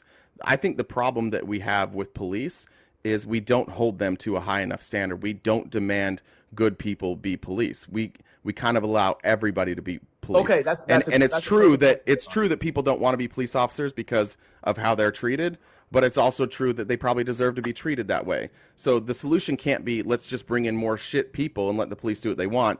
We've got to make real changes, and it's got to come culturally first. And Exactly, bro. Exactly. but that's got to So happen. But that means how- the people defending the police have to back down. Okay, so you think the people defending the police should back down, but the people Yes. attacking the police should keep going? Well, attacking the police in what way? Attacking the police for example- physically? for Yeah, example, those the people SOC. those For people are example, the SOC. criminals. You should not attack police physically. Okay, so we're talking about people that say mean things about the police, I'm 100% okay with that. Okay, so we're talking about you said like reinforcing like whatever stereotypes. We got to change the way culturally, whatever. So when I see Kaepernick wear those socks, that does the opposite of what you're saying. That reinforces the stereotype that all cops are pigs, and it's going to keep that energy around the police departments and keep everyone thinking they're pigs, keep everyone treating them like shit, keep everyone bringing heat to the policemen. And it's never going to fix anything, Can I ask you a question about I that? agree there's corruption. I agree there's corruption. Can I ask and you a question? If he's hold on, yeah, of course, hold on. If Kaepernick is genuinely trying to weed that out, the socks are not the way to do it. All that does is reinforce the fact that all cops are bastards and all cops are pigs. It doesn't defuse the situation. It just simply escalates. I disagree with that. And let me ask you this question. Let's say that try really hard to be honest, because it is difficult. I'm going to give you a hypothetical that's going to be difficult to be honest for anybody. So I'm not saying for you, but try and be honest about this. If you had been that reporter and Colin Kaepernick walked up to you and he pointed to his socks and he said, "Hey, I want to address these socks."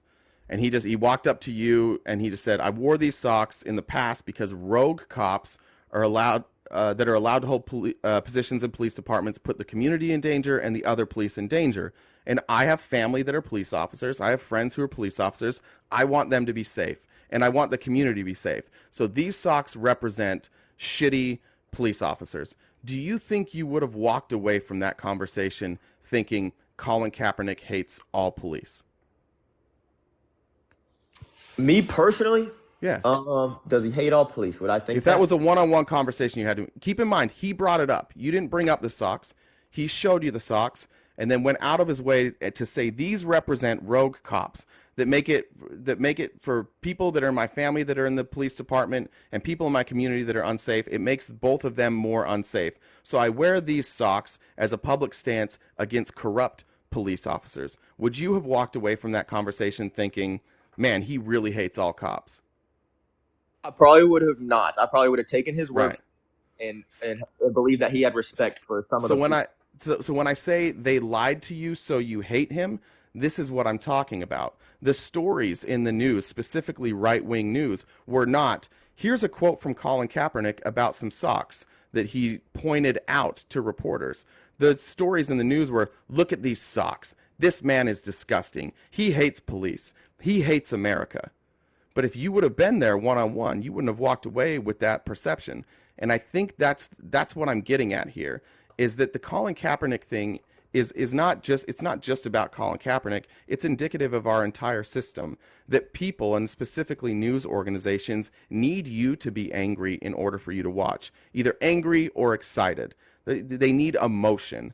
And what Colin Kaepernick said wouldn't really elicit emotion from anybody. Everybody who had that conversation with him one-on-one would be like, that's really fucking sensible.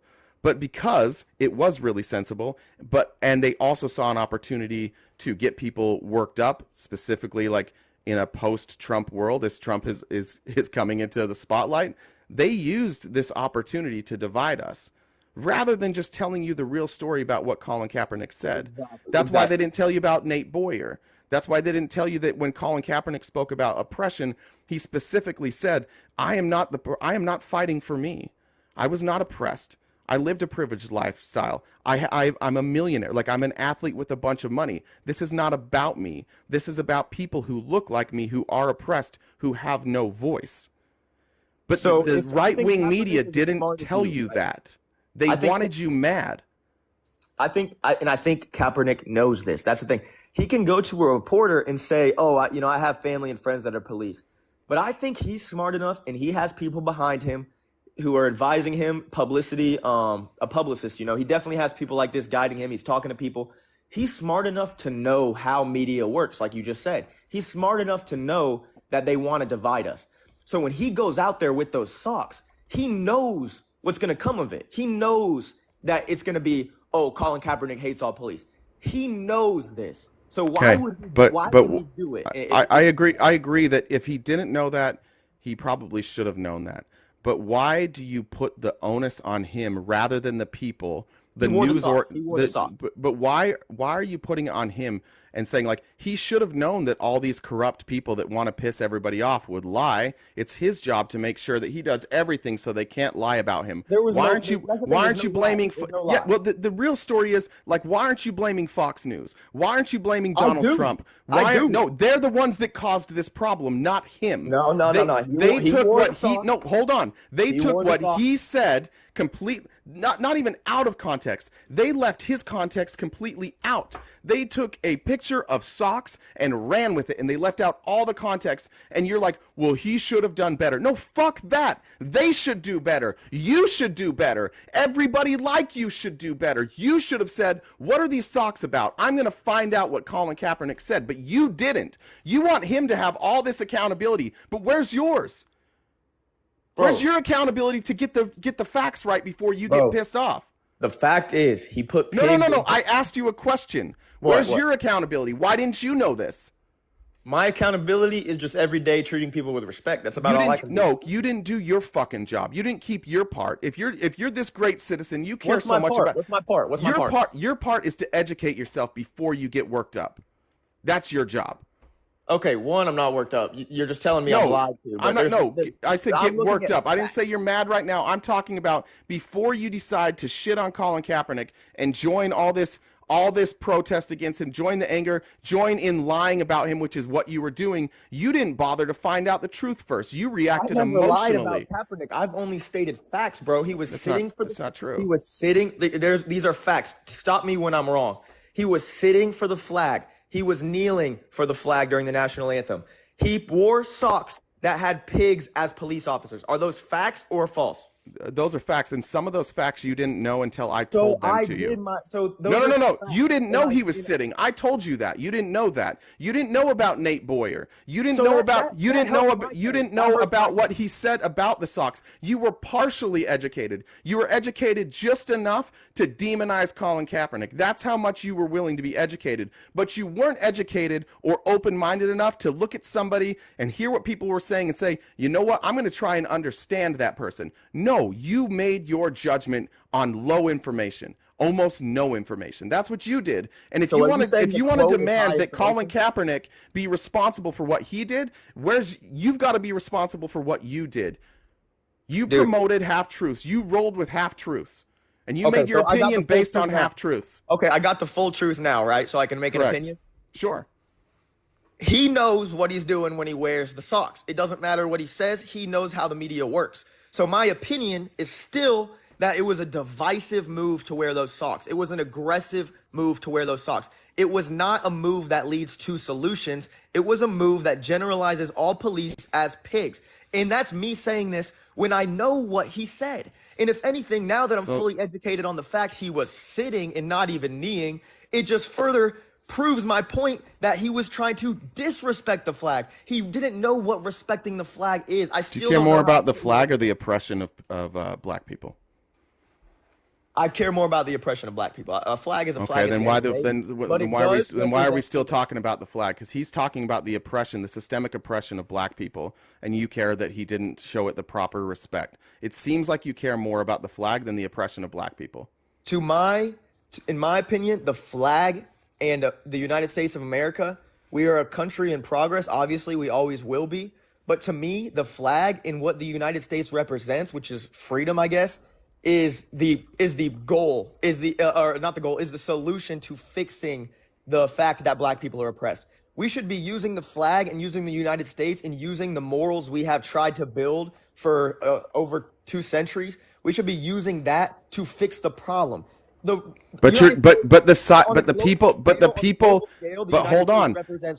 on. We are the beacon of light and hope. Hold and on. immigrants come here and they dream about coming here. So if you attack that, you're not helping the system. You're not helping people. You're hurting it. Bull fucking shit. Bullshit. It is far more important. I could give a fuck if anybody disrespects the flag, especially if they're doing that in a way to point the eyes in a direction of people being oppressed.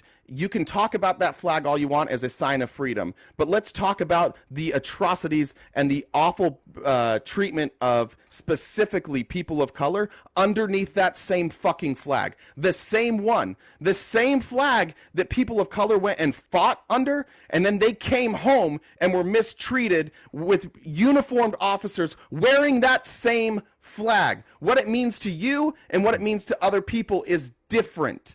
And you don't seem to care about that. You care more about that flag than you care about the oppression of people. And you care more about protecting your silly opinion, despite the fact that you didn't have any of these facts rights. And you care more about doubling down on Colin Kaepernick is a bad guy than you care about the oppression. Dude, are you out of your fucking mind? If you think people of color come home from war after fighting with that flag and they get treated the way that they are, that they're supposed to just be like, I love this flag. The uniformed officers are wearing that flag. I was a member of the Mormon church. Okay? And so we had a lot of wars before 1978. In 1978, there's people on this chat, plenty of people here right now that were alive in 1978. They were alive when the Mormon church said, yeah, it's okay to let black people be clergy. This was not that long ago. There is still oppression happening. There's still racism happening. And until we rid the police, I agree. until we rid the police of oppressive forces, that flag stands for oppression to some people. Okay, and so until we fix that flag is a sign of oppression for people. So we're trying to clean up a corrupt system. I just don't understand how wearing pigs as cops is cleaning up the corrupt system. That's If not. anything- You're focusing if on anything, one. it is You're focusing on reinforcing. one small thing that he did. You're ignoring the One small entire thing, it was context. national news for like Yeah, months, because bro. because Republicans are soft. Republicans are thin-skinned. There is no one more fragile than white men. Nobody more fragile than white men. How dare somebody disrespect a flag? How dare they? Despite the fact that everything I'm saying is Dude, true. there's black The police too, reason bro. we had a problem was not Colin Kaepernick. The reason we had a problem and divisiveness in this country was not bad cops. It wasn't good cops. It was fragile fucking Republicans. That's why we had divisiveness. You guys could have all shut the fuck up. You guys could have all let people protest peacefully. You could have said, I don't agree with that, but this is America where we protest. If And I'm we gonna let and during everybody the anthem, protest I'm gonna off stand with my hand over my heart, and I'm gonna let other people do what they want. But no, you couldn't do that, could you? You just had to get upset. You had to talk. The Republican nominee, the Republican president, we have him standing in front of people saying, "Get that son of a bitch off the field." Bro, I'm a Democrat, bro. Yes, yeah, sure you are. Sure you are. That's what everybody says. You're soft, is what you are. You're soft. I don't think I'm soft. You You know, are soft.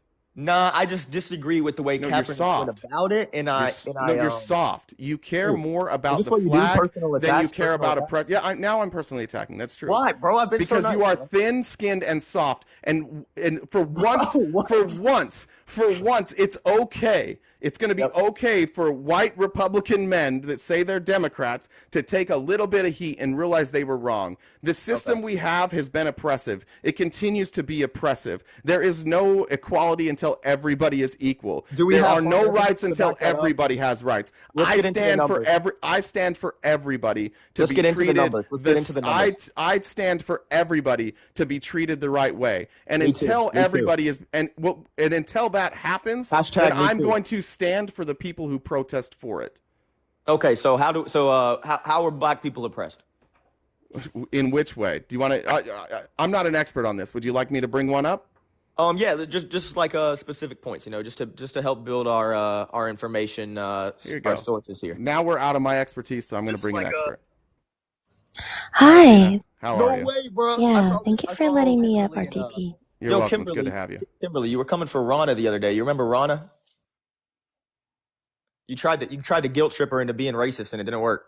Hey, why don't you just ask her the questions you're going to ask instead of talking I about did other not do lives? that at all. Because Kimberly, did bro, not I do done that seen at her all. speak on lives. All she does is she guilt tripped this poor old lady. And Hey, she started crying. nobody gives a shit about a live I you did were on not guilt trip previously. her at all. The only Yo, thing you I joined and did you're was like- I Hold on, told both her- you guys, hold on, both you guys, hold on, real quick. That was so funny. I don't care about that. Nobody here cares about that. You asked about the question that you asked is about oppression currently, and that's why I brought up Athena. She's much more educated about this than me, so we're going to talk about that subject and that subject only. But She we're is not not going to. educated. I'll tell you that. Okay, well, you've been wrong about fucking everything so far, so I'm No, going to let dude, I Athena stated talk. 3 facts. Shush. I stated 3 Shush. facts. So you can ask Athena the questions, but And be you respectful. agreed they were facts. But be respectful, please. Okay. Of course. I'm sorry, Kimberly. Thank you. Just please don't call me racist. I love Listen. all colors. I don't care. Can I just clarify one thing, RTP? I know it's another thing, but I never guilt tripped anybody, right? I just wanted to say that. Anyways, You started crying. you said the flag represents freedom. When was the flag adopted? You got to tell me. I'm not sure. In I know we had 1770 in we had a couple versions, 1777. In Okay. 1777. So, freedom for who? I think we do our best to have freedom for all people. Who was free in 1777? White men. Okay, so it's not freedom for all, right? It's Well, freedom no, we're not specifically talking for about a specific group of 1777. people. It's one second. You said the flag represents freedom. Now, my question is, can you please tell me how Black and Indigenous soldiers who fought during World War II, how are they treated when they came back home? Was Kaepernick a soldier in World War II? That's not what I asked. I'm specifically addressing you saying that flag represents freedom. And my question is, how were Black and Indigenous soldiers who fought during World War II treated when they came back? When they How fought are for they that treated? flag, How are now. they treated when they came back? So let's say they were Now, treated wasn't poorly. All right, let's go with your okay? So they they were were treated treated. poorly. Hold on, And then hold what have on. we They were done the treated. past 70, 80 years? Hold We've on, made improvements hold on, because of hold the on, flag, because of our country. hold on, hold Sorry. on, Go ahead. Go Tobacco. ahead. They were treated poorly, right? They fought for freedom in a foreign continent. They came back to their own country, and they were only faced with segregation, discrimination, limited job opportunities, hate crimes. They were lynched, where their land was taken away. So no, that This flag was does in the not 50s. stand for freedom for all. Now, you said, do you believe systemic racism exists today? Systemic racism. Can you define that? Yeah, a system or institutions that are embedded with racism that disproportionately disadvantage certain groups of people based on their ethnicity or race. Systemic racism can be viewed in the medical industry. It can be viewed in schools, in the army. Systemic racism creates racial disparities as well. Okay, do I believe that? First off, chat needs to relax. If I ask her to define something, it's for the purpose of the debate, you know. Hey, Tobacco, sorry, I know you've never been on my live before, but one of the rules, I didn't tell you this, but one of the rules I have is when we're in the box, we don't respond to the chat. We just talk to the people that are in the box. So I know that can be distracting, but that's just one of my rules to keep the conversations between two people. Makes it a lot easier. Are you cool with that? Dude, that's definitely systematic oppression towards me, bro. No, that's stupid. No, that's what we do. We just do one-on-one. That's why when Athena's here, like, I'm going to be quiet because I don't want you to feel like you're getting piled on. And I know that the comments are going to pile on people, but if we could just do that for this discussion, we could just keep talking one-on-one. That'd be great. Does that work for you? Yeah, no problem. Right, so my response to Kimberly is, I don't know if I do believe it exists, because for that to exist, for it to be a system that is inherently oppressing, there's got to be laws, there's got to be rules, and there's got to be things in place. Now, hold on. Do I think there are stereotypes against certain groups of people where there are people in power who act a certain way and they make wrong decisions, you could say, and they make immoral decisions because of their stereotype? Yes. That goes all ways, though. That goes all ways. Now, does it affect one group more than another? That's a discussion. But my question to you would be, do you believe systemic racism? And can you point to the actual laws and actual regulations that makes our system, not our individual people, not groups within the nation, but the system itself? We're not talking people. We're removing individualism. We're removing the people. Where is our system racist? Where is our system racist? This is how I know you do not understand systemic Affirmative oppression, action. systemic Affirmative racism, action. because Affirmative action. hold on. First of all, white women benefited most from affirmative action. If you actually look at the stats and the numbers, please look into it. White women benefited most from affirmative action, and not black people. But again, can I talk? Yes. Because I swear I let you talk, right? Yeah, go ahead. The reason as to why I said you do not understand systemic racism is because you just conflated systemic racism with systematic racism. You just said what laws, which is systematic racism, and you use those words interchangeably. Systematic racism is what Jim Crow laws were. I spoke of systemic racism. When we look at systemic racism, I literally said it is when racism is embedded within practices, within procedures, within institutions, within organizations, within policies that create these racial disparities and opportunities. And the first thing you said was what laws? Laws belong to systematic racism. So you don't even understand the difference between the two. Okay, well, now you I do. asked me for examples of systemic racism. And again, systemic racism is not the result of only individuals' overt racial prejudice or bigotry, right? It stems from historical and contemporary systems that continue to perpetuate these racial inequalities. When we look at, for example, how black men, according to a United States Government Justice Commission report from 2017, black men receive 19.1% longer sentences than similarly situated white men who commit the same federal crimes, with criminal record taken into account. The very existence of racial disparities within sentencing, even with criminal record taken into account, even with background taken into account, even with economic status taken into account, that is a testament to the existence of systemic racism. The fact that black women, according to a study that was published in the National Library of Medicine in 2021, black women, regardless of what income status they belong to, regardless of what healthcare plan they have, regardless of what age they are, where they live, whether it's an urban area or rural area, what their income status is, consistently have a higher maternal mortality rate than white women. And the study from the National Library of Medicine said that racial bias also had a lot to do with it. When we look at how black students are more likely to be suspended for the same reasons that white students are not suspended or expelled, and that ends up propping up a school to prison pipeline, that is a testament to systemic racism. The fact that black children, according to the American Psychological Association, are viewed to be 10 years older than their age, less innocent and more guilty than their white counterparts, which makes them more susceptible to police brutality, is a testament to systemic racism. Those are just some examples I gave you. Have you heard of Lee Atwater, by the way? I've heard of him, not familiar. Tobacco? Yes. So I don't know what it is exactly. Lee Atwater was the campaign advisor to Ronald Reagan and Bush Sr.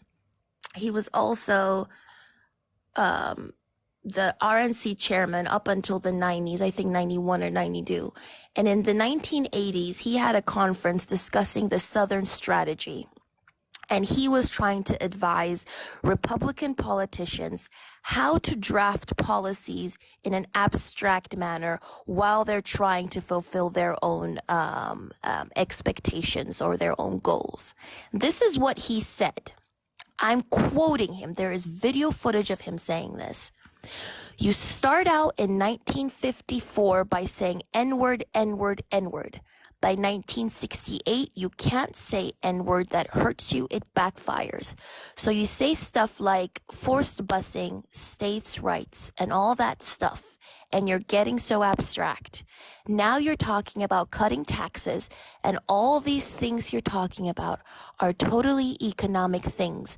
And a byproduct of them is blacks get hurt worse than whites. What does that mean? Blacks get hurt worse than whites. You tell me. They're affected more.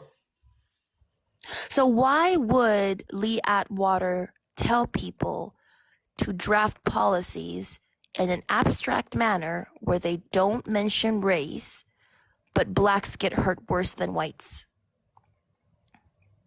Why? Can you rephrase the question? Why would Lee Atwater advise politicians to draft policies in an abstract manner where race is not mentioned, but instead economic what? You cut out there at the end? I had a call. Sorry, y'all. Economic things where blacks get hurt worse than whites. So you're saying he advised politicians to disguise their racism? Amazing. In an abstract manner. And that is So what how systemic did they do that? racism... Excuse me? So how did they do that? You said through what? Through changing the terminology, right? Yeah. So what? So okay. So is this what Kaepernick is going against? No, first of all, Kaepernick is specifically protesting against police brutality, right? That's what he specifically focuses on. Police brutality, ultimately the oppression of black people, yes, but police brutality as well. You asked, how are black people treated differently in America today? And I gave you some examples of how black people experience systemic discrimination, whether it is black women, whether it is black babies, who are 3 times more likely to die under the care of a white doctor than a white baby. And that mortality rate actually decreases by 38 to 59% when a black doctor takes over. And this was according to a George Mason University study where they analyzed 1.8 million hospital births in Florida from the years from 1992 to 2015.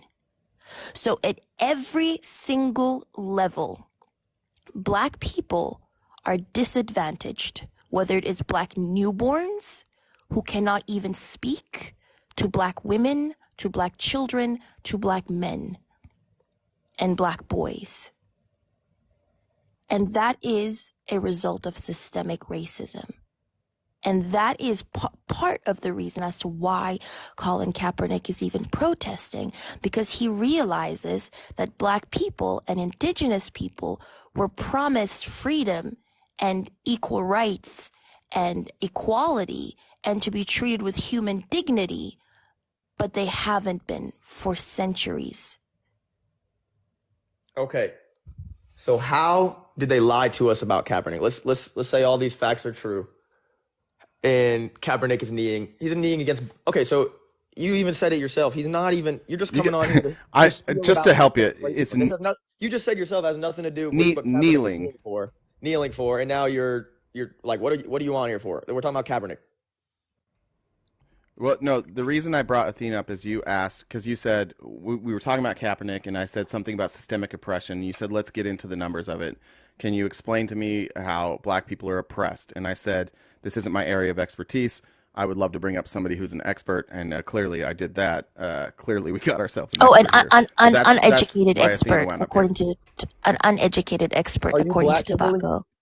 Yes, I'm a black woman. So what are some you said we're black people live in I forget the word you said, but they face discrimination every day. It's hard. They're at a disadvantage. In what way are you disadvantaged? You're out here, you're speaking free. I'm sure you got a nice house. Did I not give you some examples of how babies die more under white care? Do you think that doesn't matter? That black newborns are dying? It's just a weird stat to prove that we have, what is it, systemic or systematic? It's just it's a weird Why is it a weird stat? Because you're basically assuming that white doctors care less about the life of a black No. No. Yes, you are. That's exactly what it is. So the Association of American Medical Colleges has already recognized that within medicine, there are a lot of misconceptions about black people. Like, for example, the National Library of Medicine released another report that showed that black doctors, or white doctors in general, are taught to believe that black people's blood coagulates differently, that we have a higher pain tolerance, and that we and have thicker skin than white people. And this was something that was recognized and acknowledged by the American Association of Medical Colleges. It was recognized by the National Library of Medicine as well. So this is not some taboo topic. There were some nursing books that had to be pulled as well from the curriculum in 2017, 2018, because they literally taught people that black people have a higher pain tolerance. So this is not me assuming. These are facts, and I'm citing all the sources if you would actually look them up. I never said they're not facts. I never said that. Okay, cool. So this is something that has been recognized by the National Library of Medicine, by the National Institutes of Health, and also by the American Association of Medical Colleges. So this isn't me saying it. So it's miseducation of a black person, and then they get treated improperly, is what you're saying? Racism. Yes, racism. So have we since fixed that education to help black babies survive? No. So you think they're still teaching? So you think you, Kimberly, Miss Expert here, got more knowledge than the doctors taking care of our babies? I never said that. If I I said could that inter- those You just said misconceptions you still just said they're exist being today. taught wrong. You just real said they're quick, being taught wrong still. could I interject real quick just to get the structure of what's being said by the study. So Brad Greenwood, he's one of the co-authors of the study. I want you to make sure that like we could draw our own conclusions of what the data says, but what he said about the data, as he said, the disparity is quite striking. So the next question is why, which is a good thing to do if you're a researcher, right? You get the data and now you say you recognize there's a disparity in the data and you ask why. So the next question is why. There's a milieu of possible explanations. So the next step is to, through observations, find out the reasons for such a difference. He said babies are dying. That's not a political statement. That's what's happening, and it's unacceptable. Strikingly, these effects appear to manifest more strongly in more complicated cases. And when hospitals deliver more black newborns, the findings suggest that black physicians outperform their white colleagues when caring for black newborns. It's important to focus on the issues of disparities in healthcare, to understand what's going on, and to try to figure out how to change things for the better.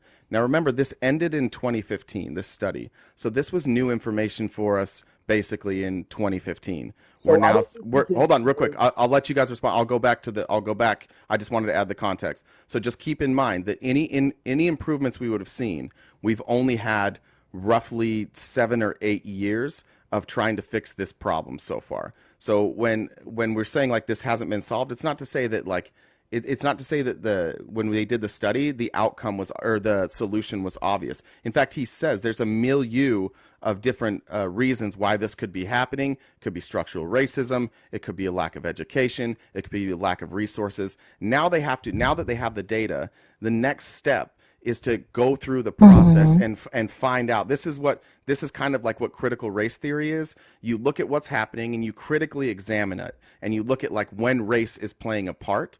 And that's what they're doing now. So now we're 8 years removed, and I would imagine if I did some more research, we'd find that there's things that they found to fix some of the problems. But we're only 8 years past that, and we're talking about centuries of this type of oppression, centuries of this type of thinking, and you have to undo that. And to expect them to undo that in 8 years would probably be unfair. Yeah, and also we have to understand that women like Serena Williams almost died during childbirth because she herself also said, even though she's a world-class athlete, she's unbelievably rich, that she wasn't heard when she kept telling her doctors that she was in pain. People like Beyonce, who's a world-class celebrity, also almost died because of medical racism. Candace Owens, who doesn't believe... Candace Owens, who doesn't believe who is a right winger, is suing her hospital because she as well almost died when she was giving birth to her child. You think that was racism? What I'm saying is those are individual cases that fit into a pattern. Hold on, those are individual cases that fit into a pattern of how the medical system treats black women and black newborns. Okay, so the stat you cited, first of all, I think the stat, I'm not saying it's irrelevant, but if you look at the stat, if you look at the fact that we are running these studies, we are trying to figure this out. We are making the effort. We are improving our health, our education, and our health, our care of babies, to fix this stat. We are making efforts to fix it. Wait, so how is that racist? Wait, hold on. Just a clarification question. When you say we, who do you mean? Because you weren't involved in this study. The system. The government was. This was George Mason University, and this is Brad Greenwood. So when you say we, what do you mean by we are doing this? When I say we, I'm just talking about our society, our education system, our universities, our doctors. So I think all I'm saying is I think you should be more careful with your words, because we, exactly, our society, our government, our country, we are not doing this. This was a study at a university. This is not we. You're using like collectivism to try and like ignore something that statistically is obviously a problem. We are not doing this.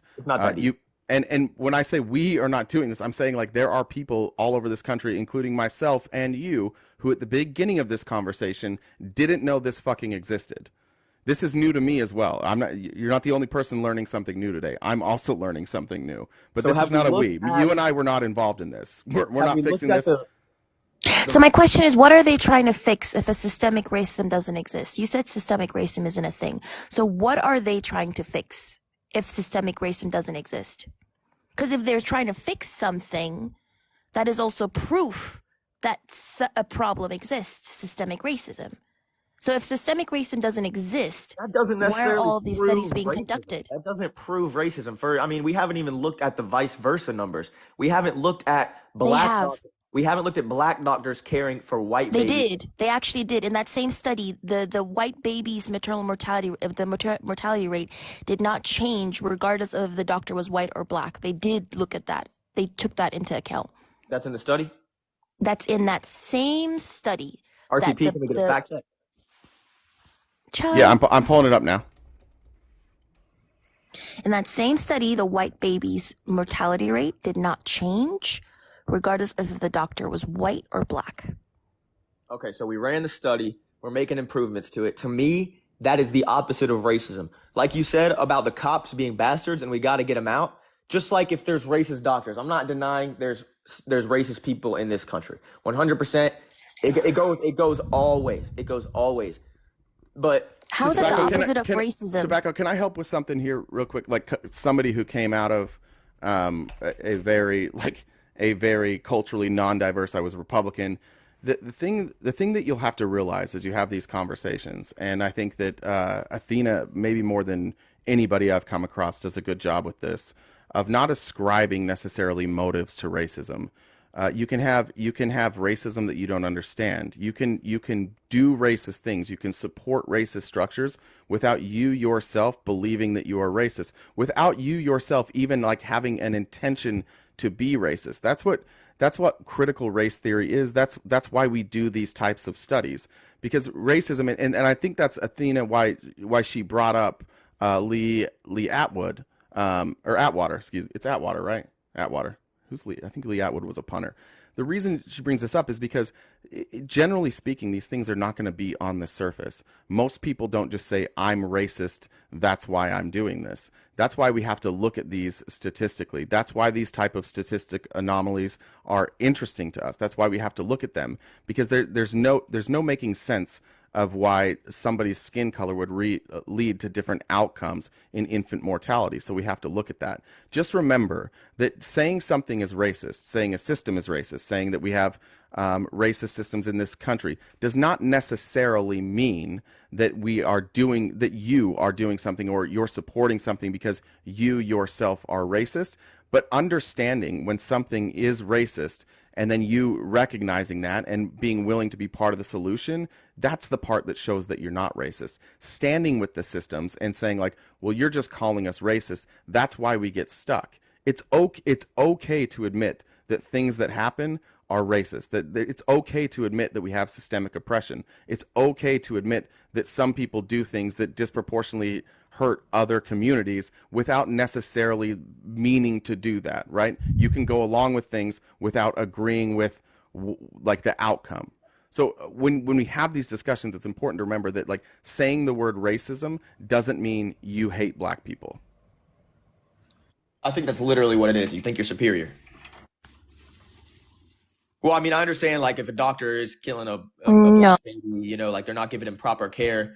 That's a form of racism, but why are they doing that? It's because they think they're superior. They hate the race. So I mean, that's what racism is. But You don't have to hate black people to be racist. yeah, you can hate white people and be racist. No, so in this, there's different definitions for racism, right? But when we're talking about this study specifically, you'd probably be using a definition like the belief that different races possess distinct characteristics, abilities, or qualities, especially so as to distinguish themselves as inferior or superior to one another, right? There's different definitions, and they apply differently in different areas, right? But again, it's become this buzzword, and especially to fragile white men. Like I hate to keep saying that, but like that's also me. It's also hard to hear. It was very difficult for me, like as when I was leaving that mindset, when I was leaving a very racist church, leaving a pretty racist political party when I myself didn't view myself as racist. I'm like, no, of course, like I love all people, but it's important that you can self-reflect on that. It's important to say, like, if I truly am not racist, then when I see something that's disproportionately affecting other groups and it's based on race, I can't support that. I can't. So nah, I don't. I disagree because I think you can disagree with, like, obviously you can't disagree with numbers, and data and studies can be warped to fit a certain perspective. I'm not saying that one is. I haven't looked into it, but when you disagree with stuff like that and you disagree with claims that systemic racism is a thing, I don't think that means you're racist. It just means you don't agree with the narrative of like making our country seem like some racist, terrible place. It's Yeah, like I feel like we're you don't have talking to be past. I racist. feel like we're talking past each other again here, and I'm going to try one more time. Again, if you disagree with statistics, that's fine. If you say, I'm not sure that this statistic necessarily concludes the same thing that somebody else is concluding, that's fine. That's just discussion. But when you, like this one specifically, this is a very well done study. There's controls. Like when you said, like, oh, we're not checking the reverse. We're not looking at like how white babies are cared for by black doctors. And then Athena correctly said, like, no, this study was done correctly. The study was done to look at it in all ways. Well, I asked. It- I asked. it- I did not assume right. it was wrong. I asked. And that was the right question, right? But we still are looking at a study that shows that black infants have 2.3 times the infant mortality rate as white infants. And when the white doctors are taking care of white children versus black children, the white children have better outcomes.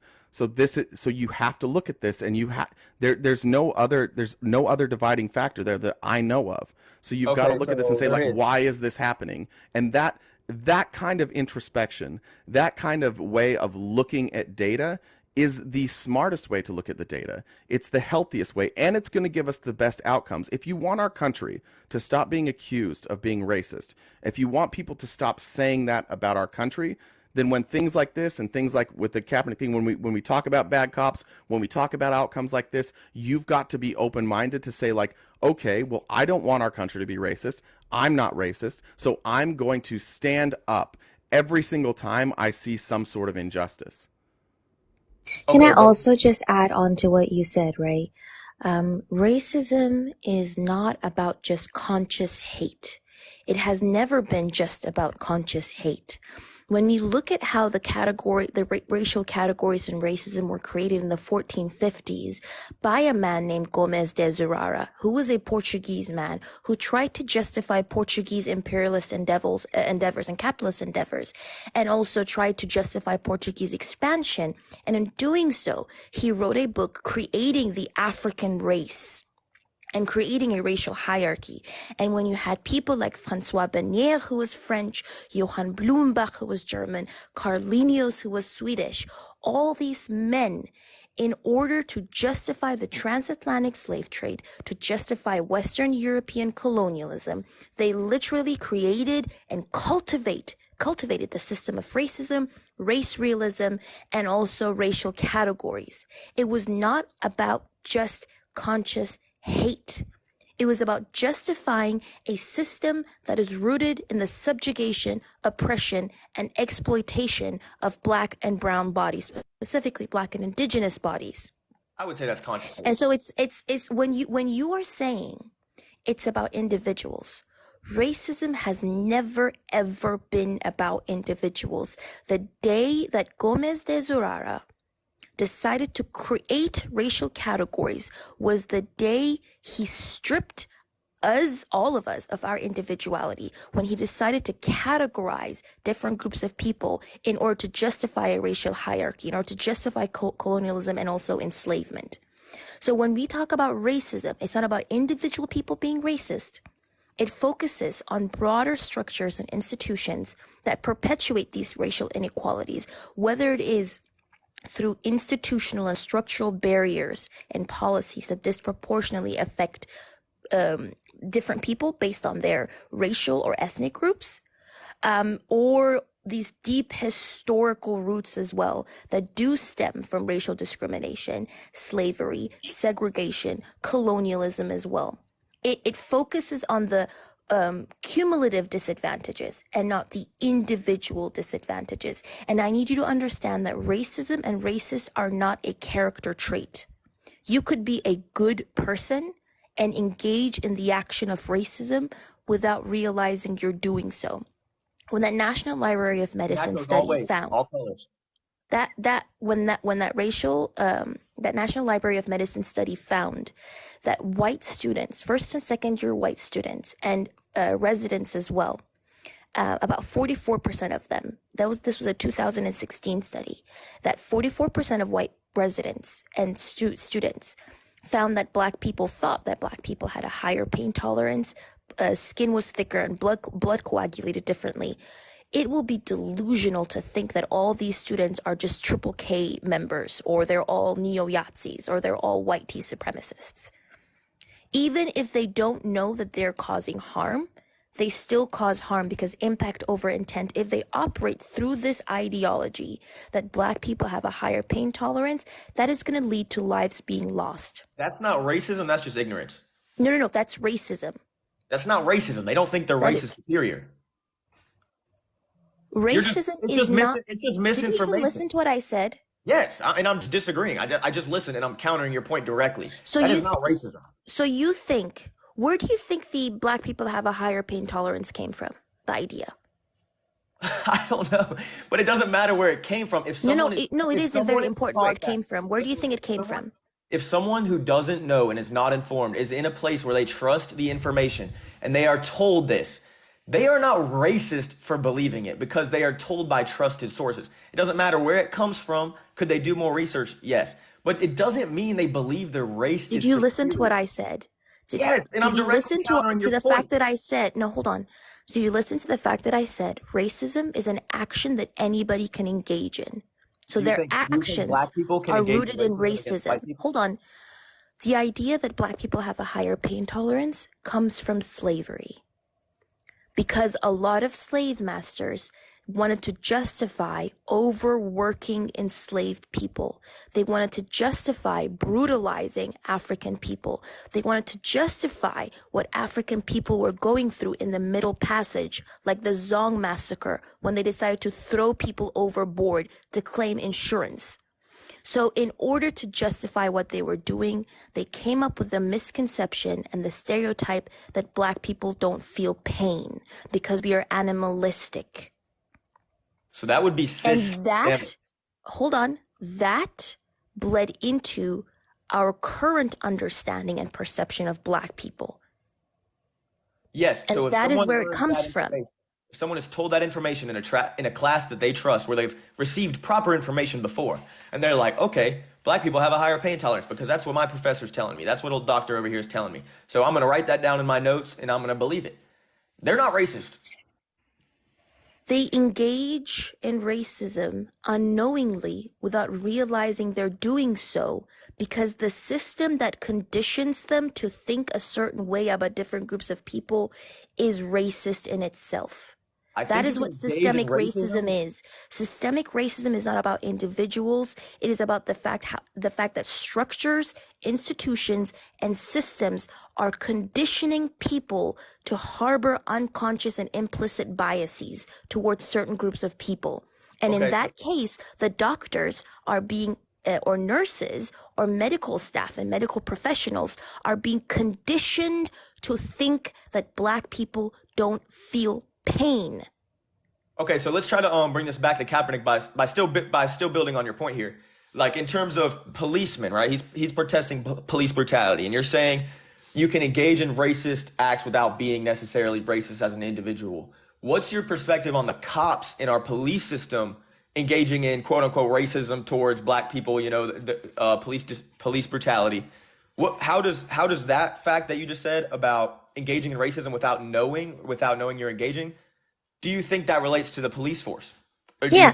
So the American The American Psychological Association did actually do a study on police force where they showed them pictures of children, black children, white children, and they found that in that particular study, black children were viewed to be 10 years older than their actual age and less innocent and more guilty, and that made them susceptible to being subjected to police brutality, more susceptible than their white counterparts. I'll give you a perfect example of this. When Tamir Rice was being unalived, the police officer, when he contacted the police dispatcher, what he said was he had just unalived a 23-year-old or a 22-year-old, 20-something-year-old kid.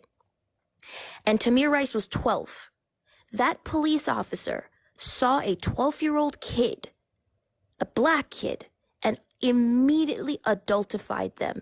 And when he contacted the police dispatchers, he told them that he had unalived a 20-something-year-old. So you're saying that necessarily wasn't him being racist, is what you're saying. It was just his lack of awareness, and so are you blaming biology? Are you blaming the fact that, not biology, but are you blaming the fact that black people look older for that death?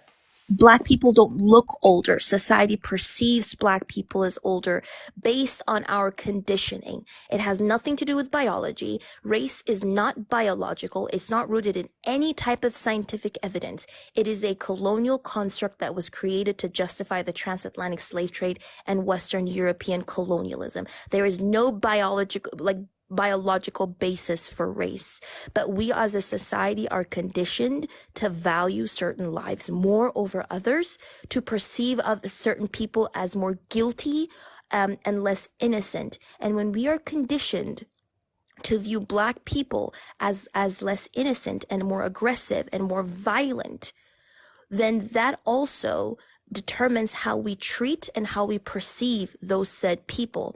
There was another study that was done by the American Psychological Association that showed that people perceived black men of the same stature and body type and height as to be larger and bigger than white men of the same size. So it's not black people actually looking older or bigger. It's how we perceive black people.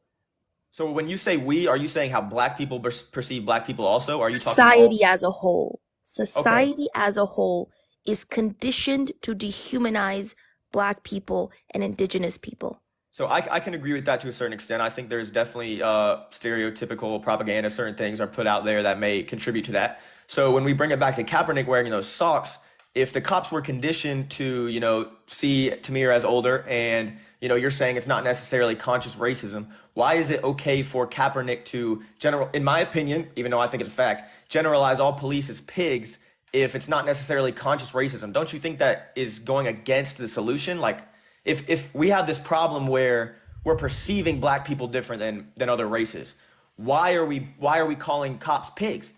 Whether it is conscious racism or unconscious racism, it's still racism. So wait, hold on. No, this is a you problem, dude. This is a you problem. He didn't fucking say that. This is you choosing to interpret something he did without context. And you're now that you've been given the context, you're refusing that context so that you don't have to change your mind. Everything Athena's telling you right now, people's unwillingness to accept that this might be reality, you are the perfect picture of that. I've given you the context multiple times, and every time you restate it in the way that you originally thought, despite the facts showing that what you originally thought was wrong, and you're still defending the actions and your thoughts and the response from people based on their inability or unwillingness to be educated on what actually happened. You're now arguing from this point of willful ignorance, not regular ignorance. You now know the facts and you continuously misstate them. You just misstated them again. You refuse to state the facts correctly, and you continue to be ignorant willfully. And I've got my entire Discord in here. Everybody's telling me I've got to get rid of you because you won't actually engage in anything. And every time you're cornered, you switch the subject. You are now we've done this for an hour now, and you're still shush. And you're still misstating things to protect your opinion that what he did was wrong, dude. You're so bad faith. It's amazing. Why are you so what this is the question they wanted me to ask. What the fuck are you fighting for? Why are you still misstating these ideas? What actually happened in order to continue? Almost done with the dude. You can't answer before I'm done asking the fucking question. What was my mistake? Oh my god, dude! Shush. You're making big claims. Shush. What are you fighting for? A lot of things. What? I'm fighting for financial stability. I'm fighting for equality for all people. Obviously, in this instance, this has nothing to do with financial stability. What I'm fighting for right now, I'm not really fighting for anything. I'm sharing my opinion on the fact that the way Kaepernick went about things could be considered more divisive, and could be considered more divisive while you continue. But hold on. But your actions of continuously misstating the actual truth. Shush.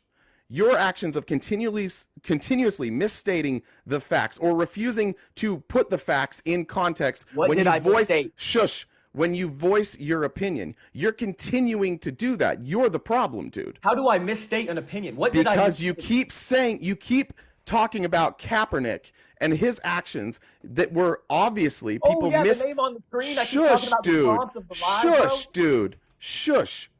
You keep bringing this up like it's Colin Kaepernick's fault that you and people like you were uneducated about what happened, and you want to place that blame on him. Why? Why are you not looking at you and people like you and saying, you know what? We're the ones that fucked up. We have opinions and we don't have facts. Why are you not looking inward right now? Okay, so let me restate my question. I'm sorry, Kimberly. Answer the fucking question, dude, or I'm gonna boot you. Why aren't you looking inward, and why aren't you right now focusing on all the people that lied about what he said or left out context of what he said? Why are you not focused on those people? Because he was remarkably honest. And the fact that you are ill-informed, misinformed, woefully misinformed is not his fault. That's your fault. What kind of man shows up here and blames Colin Kaepernick for you not knowing the truth about something? Have some respect. Be a man right now. Tell me why you think that it is his fault that everybody else didn't know this information. I know the information. You didn't when we started, and I asked again. Answer the question: why aren't you focusing on the people who lied about it and used incomplete information? Why are you focused on him and not you and them? Because I am concerned about the action itself. I am not denying. I am not denying his quote. My claim is that the action of wearing the socks is doing the harm. No. The harm that you're talking about is how people responded to the socks. So if they responded only to the socks without context, whose fucking fault is that? Is that his fault? No.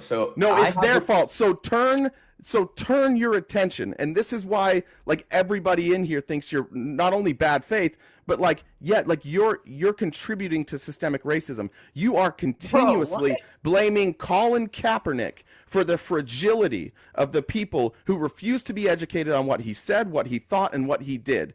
All these misinformed people are upset, and you continuously want to blame him. So we need fragility in our society because that's how we make corrections. Shut up. Answer the question. Dude, what's the question, man? The question is, why aren't you taking accountability, and why aren't you demanding accountability from all the people who lied and spread their hatred based on misinformation? What do you want me to take accountability for? I would like you to take accountability for being misinformed and also for blaming everybody else's reactions on Colin Kaepernick. Okay, I'm sorry for being misinformed. Can I restate my question with information? So here's my suggestion, because I got to get to more guests. My suggestion is listen more. Stop talking. Bro, I've been listening the whole time. I know, but listen more. Stop talking. The amount of time that clearly Athena has put in to be educated about this. By the way, Athena, if I'm correct, you don't even live in America. Is that right? I'm currently in Germany, yes. Currently but I do, my family is in California and Atlanta as well. And Gotcha. So somebody who's not even currently living in that system has taken all this time and energy, clearly something she's passionate about, and clearly something she's more educated than maybe any person I've ever spoken to about this. You and I are not that educated. This is a time to listen, to swallow our pride, and hear what she had to say. Kimberly, was I listening? She doesn't have to take this time out of her day to educate you on this, but it feels like everything she's saying, you're listening to respond rather than listening to say like, oh, this is the problem. You just want to respond, dude. Dude, that's the point of this discussion, is to bounce ideas off each other. So I just wanted to say one thing, right? The reason, I work in academia specifically, and that's why I spend a lot of time and about a decade to actually educate myself on this and actually study this, right? But also, I'm a Black woman, and I care about Black liberation, and I care about Indigenous liberation as well. And that is the main reason as to why I bother to understand these statistics, to understand what's going on to Black and Indigenous people as well. Because I think fighting for Black and Indigenous liberation should be our priority. And I'm actually quite shocked that people are not enraged with how Black and Indigenous people are treated, but instead pretend as if it doesn't exist. That is why I do this. So RTP, I'm just uneducated. Sorry, Tobacco. So RTP, you are saying the socks only represent bad cops, right? Is that my misinformation? Is that where I'm getting this wrong? Yes. Okay, so let's go back to my question and where we were coming off Tamir Rice. Let's say those socks only represent bad cops, and we were talking about conscious racism, and let's talk about the cop that unalived Tamir Rice specifically. If it's unconscious racism and it's the way he perceived somebody, just like everyone in society, like you even said it yourself, all races, all of society, perceives Black people as older. He was just part of that conditioning. He was part of what everyone else sees. Why is it fair to call the cop, only the cop that unalived Tamir Rice, assuming that's one that Kaepernick was talking about, why is it fair to call him a cop and put him as a pig on a sock if it was unconscious racism, and if everyone of all Can I colors... respond to this, RTP? I'm sorry. Yeah, this isn't for me. This is for you. Like, just to be clear, Tobacco, I'm not that familiar with the case of Tamir Rice, so I do think it's a better question to ask Athena. So I'm going to let her answer. That's what I'm asking. Okay. Because you brought up the unconscious racism. You brought up that we perceive the Black youth as older than it is. So my question is, why is it fair to call the cop who unalived Tamir a pig if it's unconscious and if everyone else is participating in that same false perception? Whether it was unconscious or conscious, is a 12-year-old dead or not? Yes, unfortunately. Okay, so what does the intent matter if the impact led to a 12-year-old losing their life? That's the question that I have. You are sitting here trying to analyze and psychoanalyze. Hold on, Tobacco. Just don't attack me. You're sitting Relax. here. When have I attacked you? You just said you are sitting here, and my boy RTP just went off on me about how I'm stupid as hell. Like, you guys. No, I attacked you. She was very nice. She was very nice. I'm an asshole. She's been very nice. And this is what I mean by perception of Black people. Me simply sitting here and talking to you in a monotone voice made you feel like you're being attacked. This is what I mean, right? So again, what I'm trying to say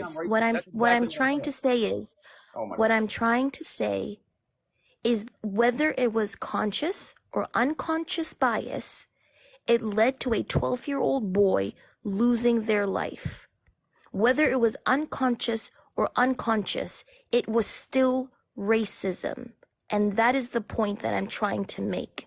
Whether a person is subconsciously or consciously contributing or partaking in the action of racism, it is still racism. And when people say ACAB, they don't necessarily mean that every single individual Black cop or cop in general is bad.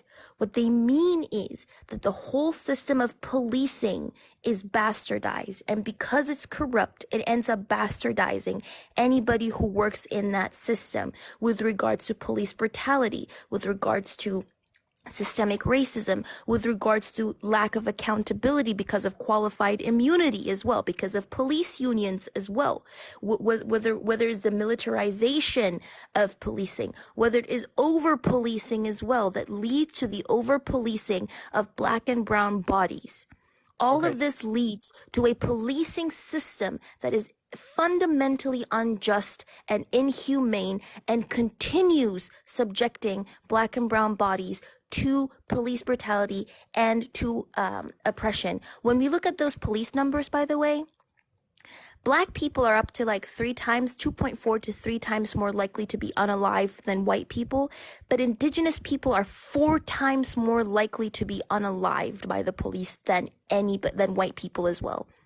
So this is a system that fundamentally dehumanizes black and indigenous bodies. That is why that system is bastardized. And Colin Kaepernick saying saying ACAB or police are pigs, I don't understand how you're outraged by that, but not by the cause. Well, you can be outraged by both, right? You can be outraged by one thing, and then when someone tries to fix it, you can say that's not the right way to go about it. So that's my stance. You know what you sound like, Tobacco? What do I sound like? In 1968, there was a Harris poll that was conducted in America. And 75% of white Americans in that Harris poll disagreed with Martin Luther King Jr. They called him a terrorist. They disagreed with his response to the civil rights movement.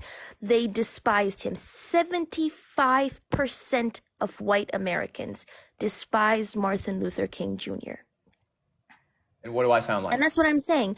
A resistance to a system of oppression, whether it is peaceful, whether it is violent, whether it is silent, will always be deemed as disrespectful.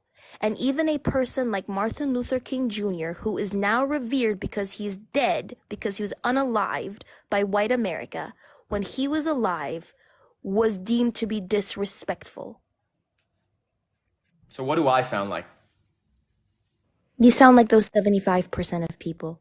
So are you comparing Kaepernick to Martin Luther King? So I'm gonna step in because I got people in the box. I do need to end this. I appreciate it, Athena. Thank you. Always learn. Hold on. Can I get a final question? Are you comparing Kaepernick to Martin Luther King? You don't get a final question. I'm cutting it off now. So everything she just said for your response to be, are you comparing Martin Luther King to Colin Kaepernick? Well, she said I sound like racist people from the 60s, bro.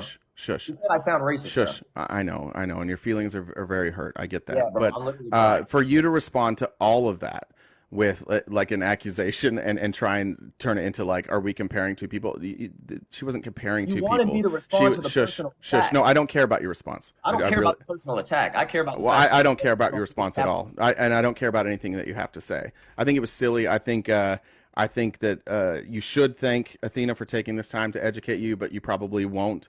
I think it's pretty clear that that you're fragile and that you don't like being corrected, and that's okay. But I think that there's hopefully there's hope for you down the road.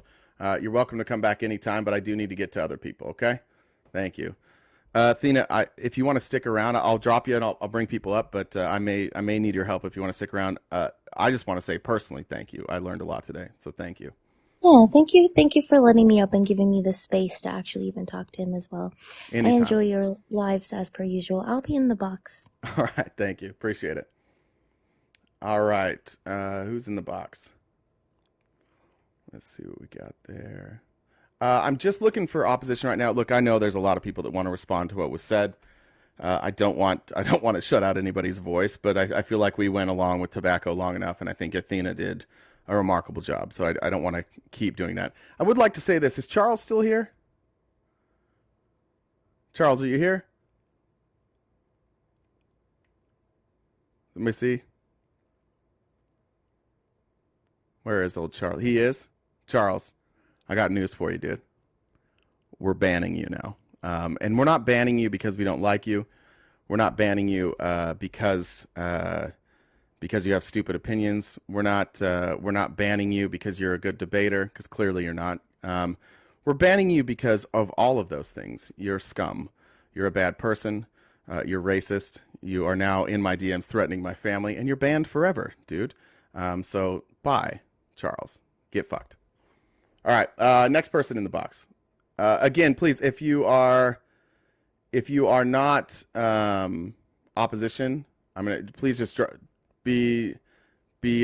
with me here. Drop out of the box. I have this problem where I'm too nice and I'm not going to necessarily cut people out or cut them off. So I'll give you like 2 seconds. Did we get rid of Charles? The world is a happier place without Charles. All right. We're going to go with Nostrus. Thank you. Thank you for saying that.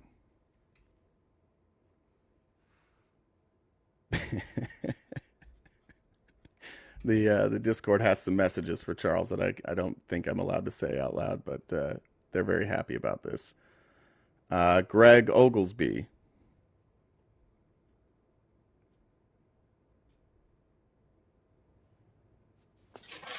Hey, Greg. Hello. Hey. How are you? Thank you for inviting me up. You bet. I'm just. What's the topic, sir? Well, originally the topic. I see a picture, Go ahead. I see a picture of Captain to get there, but what's the topic? So you probably haven't seen. I had made a TikTok about this. This wasn't intended necessarily to be the topic for today, but the topic is that people lied about Colin Kaepernick, and that's I think why they hate. That's why most people hate Colin Kaepernick. And I just wonder why the hatred for Colin Kaepernick still is going on, but the hatred for the people, there doesn't seem to be any hatred for the people that lied about him. What was the lies that was put out? Virtually all of it. Why he was first of all protesting, why he took a knee, why he didn't keep a job in the NFL, what he said about police specifically, what he said about the military, his opinion on the military, his opinion on police, all of it was lied about. By all intents, he appears to be very pro good police. He's pro military. He seems to be pro United States. He just doesn't want people to be oppressed. He doesn't like that police were oppressing black people. I think I'm trying to get his quote exactly right. I think he said something like, "I don't want to stand for a flag for a country that oppresses black people." I think were his exact words. Okay. Well, here's how I feel about it. I'm both military and law enforcement. Okay. And I would defend anyone's right to their opinion. That's what I fought for. Okay. I might not agree with it, and it's okay to have disagreements. Now, if Mr. Kaepernick feels that way on police overall, that he's not against them, that's fine. I mean, after 30 years in law enforcement, I know there's bad cops out there. I've tried my best to get rid of them. It's not, folks. I'm going to let folks know it's not so easy to get rid of a cop. Yeah. It is not easy. It is a very difficult task, especially when you have licensings now. Now, has everything improved since I've been a police officer? Yes, it has. There's licensing. So someone's license can be pulled now. Is it getting better? It is getting better. More training, more It's sensitivity training. Yes, there's more training. Now, the problem is everyone doesn't see that. It's getting better. Who do you think's more responsible for that training being in place? Do you think it's cops, or do you think it's people like Colin Kaepernick? I would say it's both on both sides. Who do you think probably spearheaded that? On what part, sir? Well, Colin Kaepernick kind of launched a movement in this country, right? And then you also had BLM. I think he opened up a door too.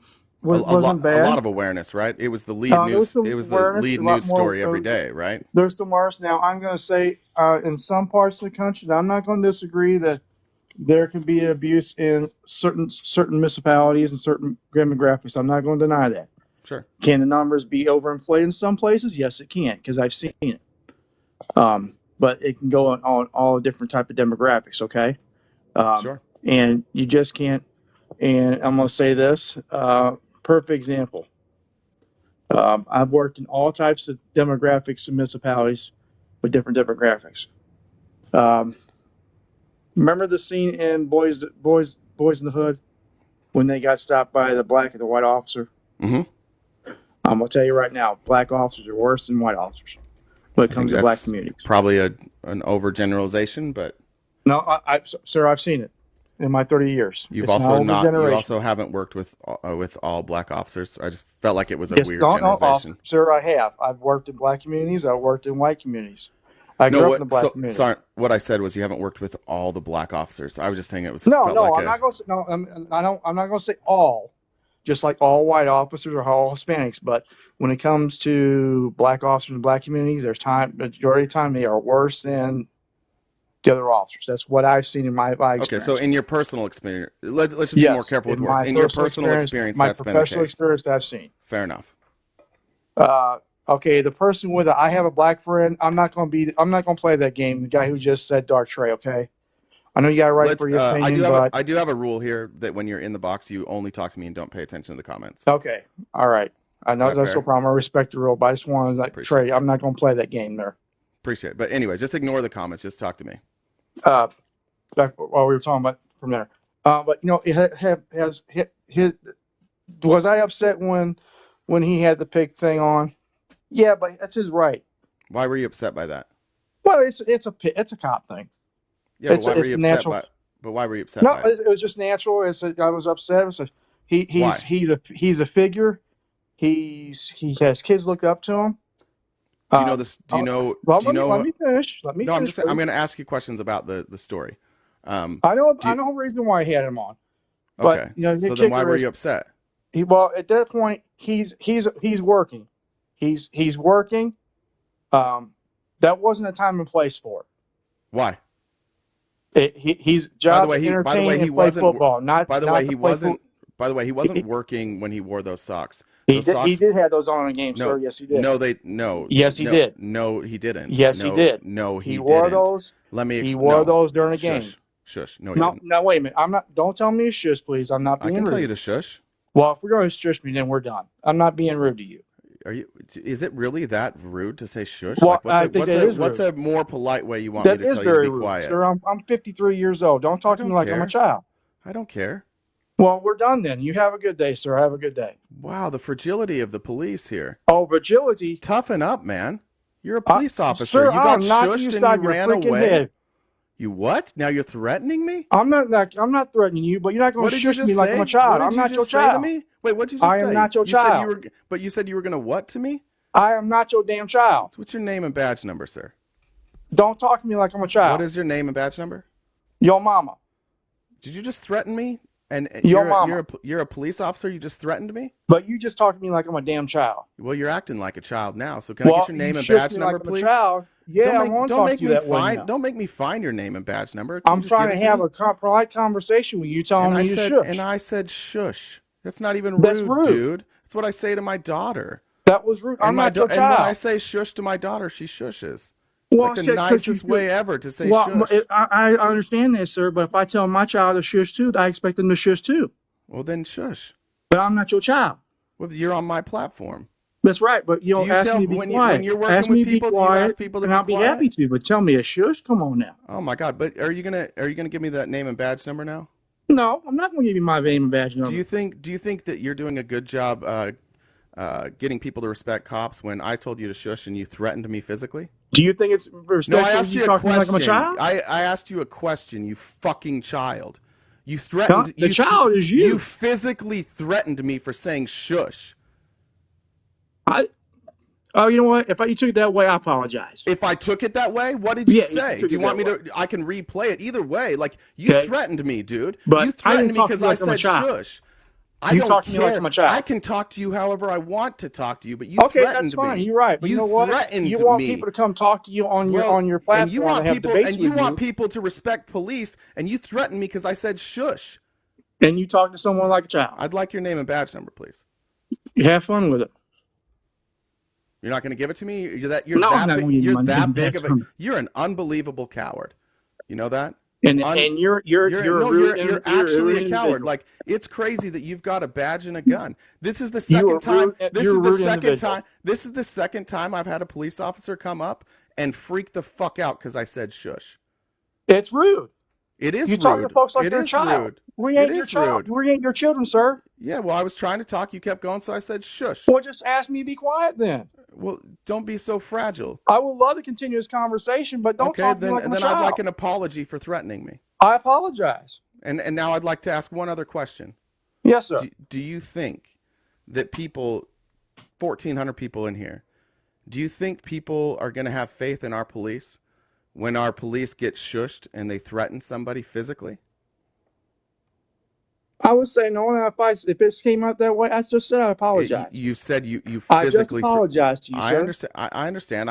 I'm asking a different question now. Now do you think like you came up here? You're worried about. You said you agree there's bad police. You agree there's bad police. Now I'm a little worried that you're bad police because all I did to you is say shush, and Sir, I you will freaked, take a and bullet for freaked, you. And you freaked the fuck out. I will put myself. care- in front of I don't both- care- for- I don't from you care or what you even would- Captain I don't Cabernet. care what you would do because you know what else I'm concerned about is that if you pulled me over and I said shush, that you would physically harm me. I don't. No. I'm now concerned about your mental. I would just say the same thing to you. I say, sir, I'm not a child. Yeah, but I'm being respectful. But You in don't that talk to me like I'm a child. scenario, officer, I could tell you to shut the fuck up as many times as I wanted You to. can. And your Yes, job you can. and your job would be to sit there and take it. That's your job. Well, I only have to take it for so long. And not to have your feelings hurt by words like shush. So we But can then- move on. So we can go back to this. I appreciate the apology. Now the question is, you said that there's bad cops. You've agreed with that. You have a problem with Colin Kaepernick's socks. Colin Kaepernick wore his socks at practice, by the way. The NFL has rules against wearing socks like he was wearing. He would not have been allowed to wear them in a game. They have deals with Nike, and Nike says you have to wear our socks. Right? Okay. So he wore them at practice. Then after practice, when he went to the press, he showed them the socks. And he said, I wore these socks in the past because the rogue cops that are allowed to hold positions in police departments not only put the community in danger, but also put the cops that have the right intentions in danger by creating an environment of tension and mistrust. I have 2 uncles and friends who are police officers and work to protect and serve all people. So before these socks, which were worn before I took my public stance, are used to distract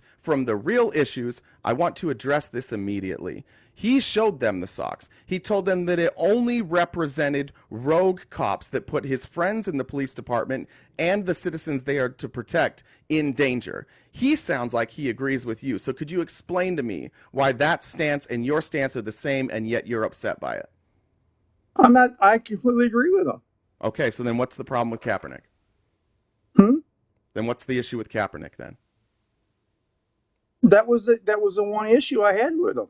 Well, it sounds like the news that you got lied to you. They didn't give you the full context, And right? as they did, which we know that mass media lies a lot, sir. Yeah, then so they're wrong. why do you think they lied to you?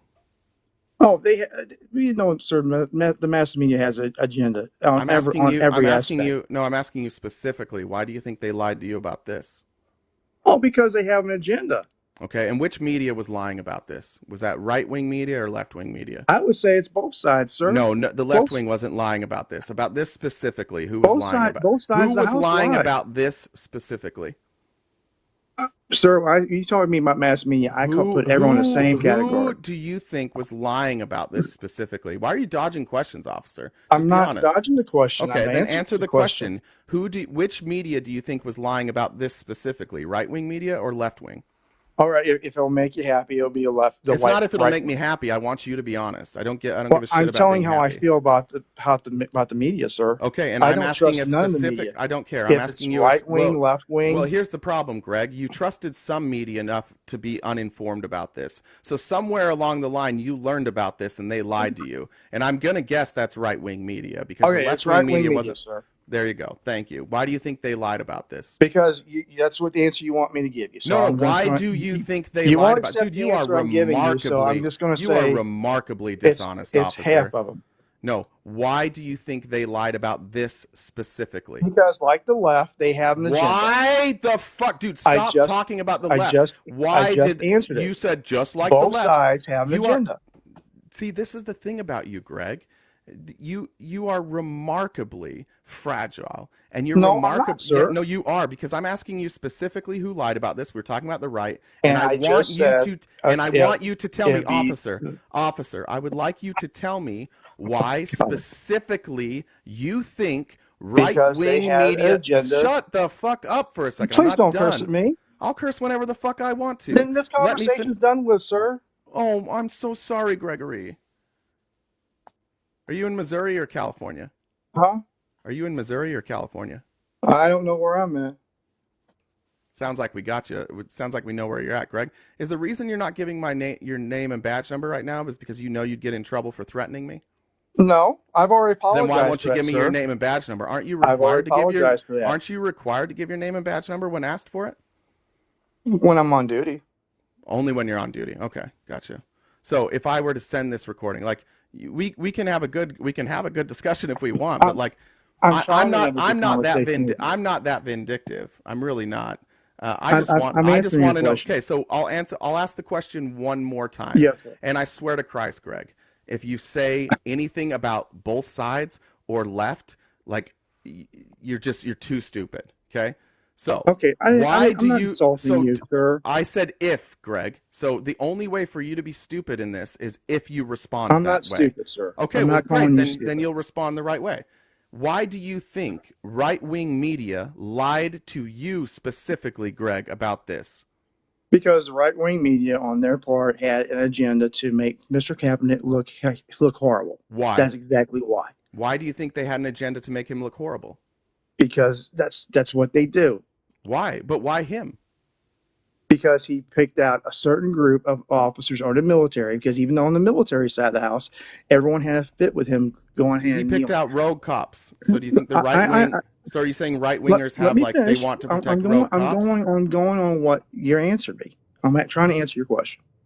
Okay, the right wing made a big deal about the socks and him going on his knee, which he had every right to do. Now I might not agree with him doing that, but he had every right to do that. What branch of the military were you in? Air Force and Army. Air Force. Okay. Do you have respect for Navy SEALs? Well, I have a lot of respect for every person that served in the military. Okay. So did you know that Colin Kaepernick only took a knee on the advice of a white conservative Navy SEAL? Yes, I do, and I respect he had every right to do it. So why don't you have a problem? Why don't you have a problem with Nate Boyer? Nate Boyer's the one that made the suggestion. Why not? Why are right? I don't have a problem with him because he's right. Well, why do you think the right wing media didn't go after Nate Boyer, but they went after Colin Kaepernick? Because he was in the military and Navy SEAL, and they went ahead and went after Kaepernick because he was on a black. Celebrity status. Well, he's half black, half white. Black. He's half black, half white. But the word you're looking for is black. So if they didn't go after, if Nate Boyer and Colin Kaepernick had the same idea, and Nate Boyer was right there with, Nate Boyer was right there with him, why didn't they go after Boyer? Black, that's what they went after him. Okay, so because I've seen it in my time. I've seen it. Okay, I've had friends, I've had classmates who are half white, half black, and they would go after them because they're half black. I've seen it. Gotcha. So the right wing media. So right wing media. I understand. I'll let you talk. So you're saying that right wing media specifically targeted Colin Kaepernick and misconstrued his words because he was black. I will agree with that. Okay. So why do you support right wing people? I don't support right wing people. I don't support left wing people. Why do you? Sure, you don't. So why do you get your information? Well, you got your information from the right wing. Why were you trusting your right wing sources? Sides, sir. Well, you didn't know this part. You didn't know this part though. So it doesn't seem like you got it from both sides. It seems like you got it from one side. I don't watch the news that much, sir. I didn't ask if you watch the news that much. I said you got this from a right wing source, clearly. Yes, and I get sources from a left wing source too. What doesn't seem like you did on Colin Kaepernick?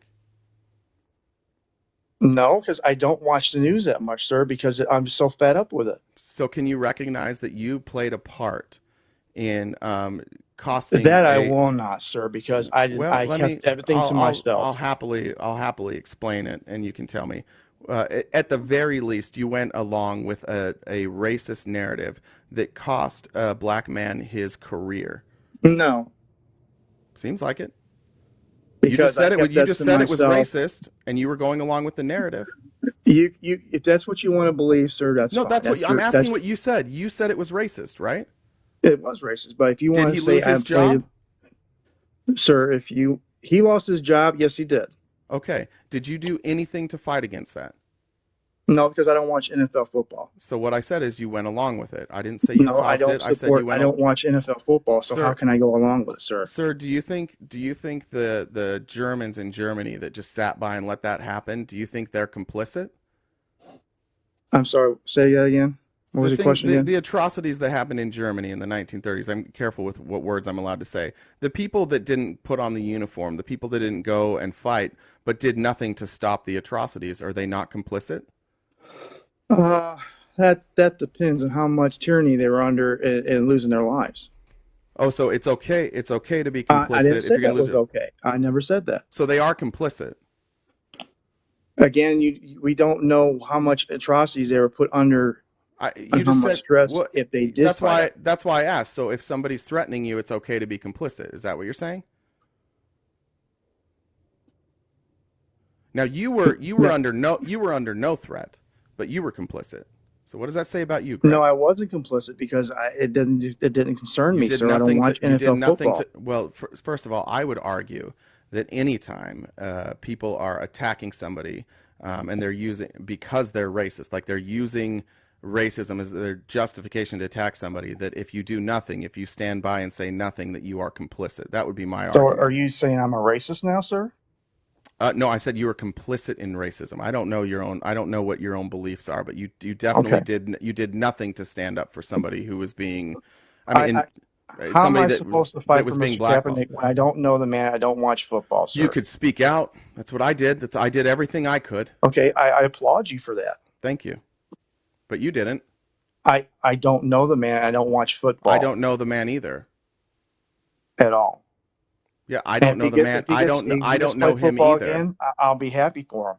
That's great, but I didn't know him either, and I spoke up. I'm just saying, like, do you understand that, like, you did nothing? I'm not saying it's your fault. I'm not saying you could have done anything, but at the very least, can you recognize that you were hit with racist propaganda, you believed it, and you did nothing? Sir, I'm hit with racist propaganda every day. I don't stop obfuscating, dude. If you were questioning somebody like this, like if you were interrogating somebody and they refused to answer your questions, you'd be very frustrated. I'm sure you can understand. No, Like, they you don't have a like right when to remain silent. I understand that, but it would still be frustrating. And you're not remaining silent. If you're remaining silent, it'd be one thing. But what you're doing Well, is that's every time good. I ask you a question, you ask a question in return instead of No, answering the question. I'm trying my best So, to answer your questions. okay, so I'll ask again. Do you understand? Do you understand that you were duped by racist propaganda and you did nothing to stand up against that? I was misinformed. Correct. By racist propaganda, correct? I'll agree with that one, yes. Okay. And that's why this is such a big deal, is because people all over this country were lied to by and then people are going to try and tell me that, like, Fox News, the Republican Party, that there's not a bunch of racists there that are pushing an agenda. Clearly they're pushing an agenda. Colin Kaepernick hurt nobody. Colin Kaepernick, had the right-wing media never freaked out about all this, he would probably still be in the NFL. He would have kneeled. Nobody would have been hurt. He was harming nobody. And the fragility, and I mean this, and I mean this in the nicest possible way, Greg. You're a little too fragile. Okay, that's your opinion. I'll respect that. It is, but I said shush, and you threatened me, and I'll- we don't have to keep Well, going you back talked- to you that. did- But and like, we you're I also, apologize for but that. you're also trusted by us, the people But that you you also talked that you to me have like I was a sworn child. that and you have sworn to protect us. So we expect the best out of you. I agree with that. And I do you are apologize for that. and you were very fragile. And I think that that's an That's your issue that opinion. we see.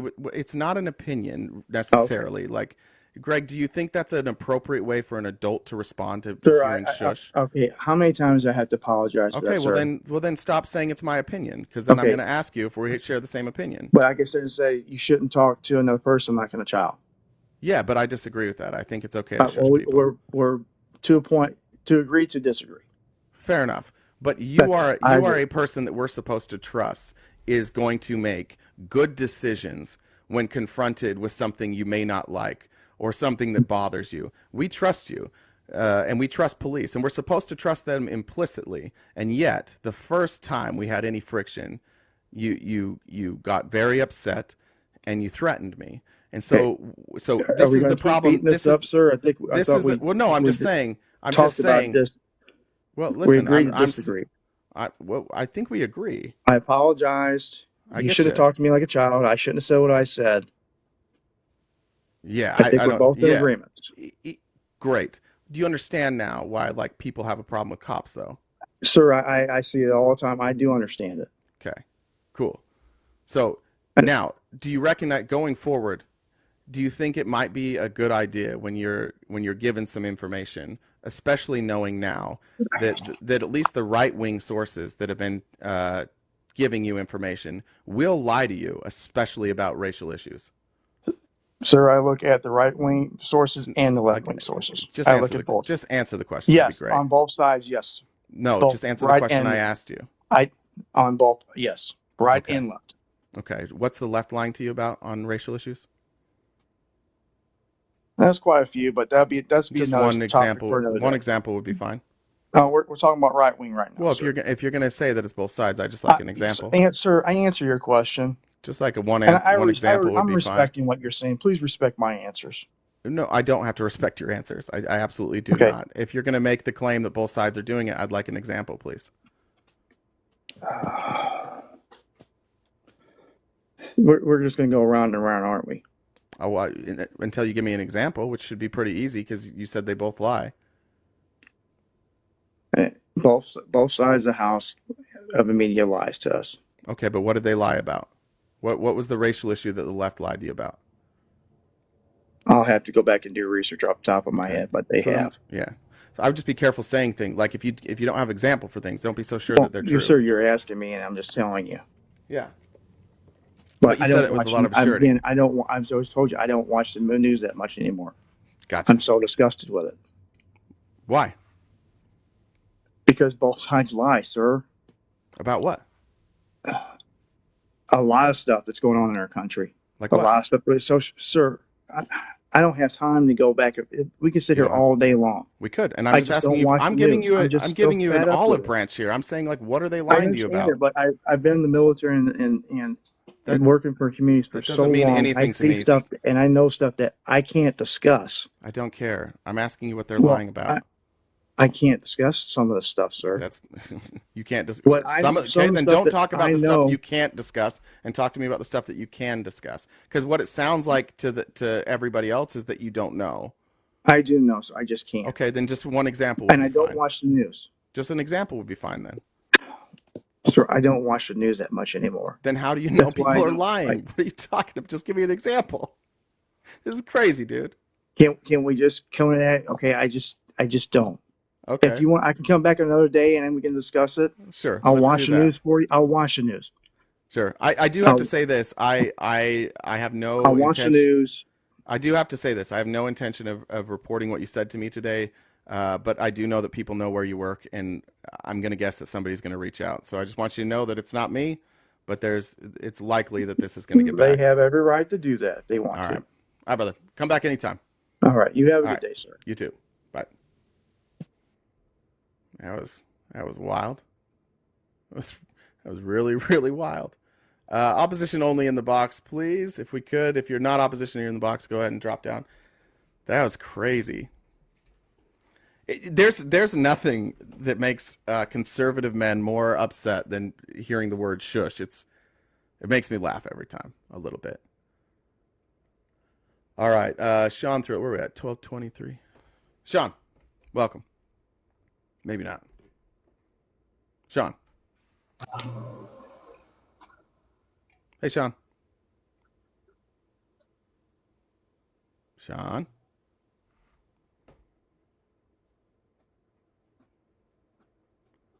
Oh, yeah, if I said shushies, that might have been the end of it.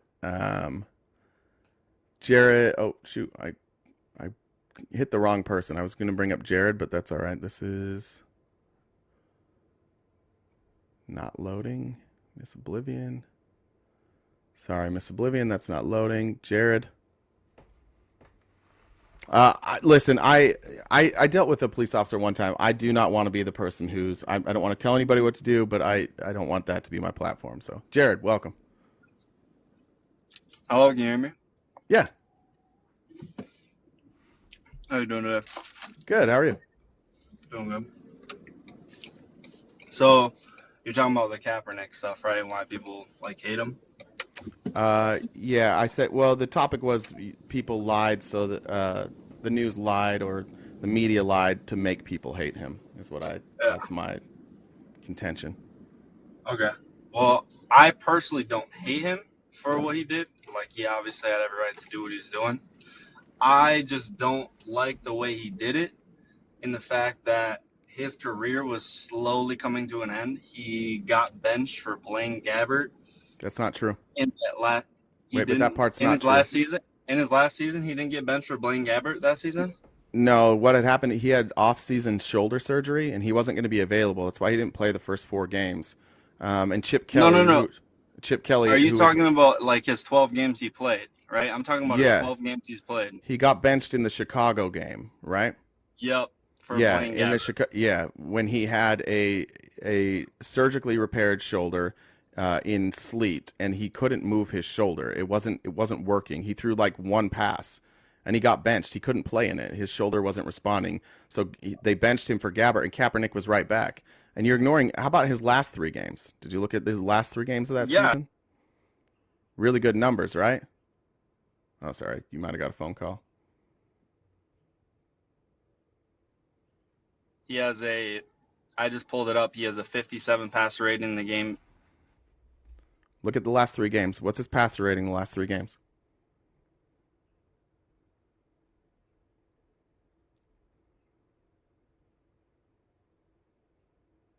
Do you want me to pull him up so you don't have to? I know it's hard on a phone. I can pull it up. I can pull up his 2016. There you go.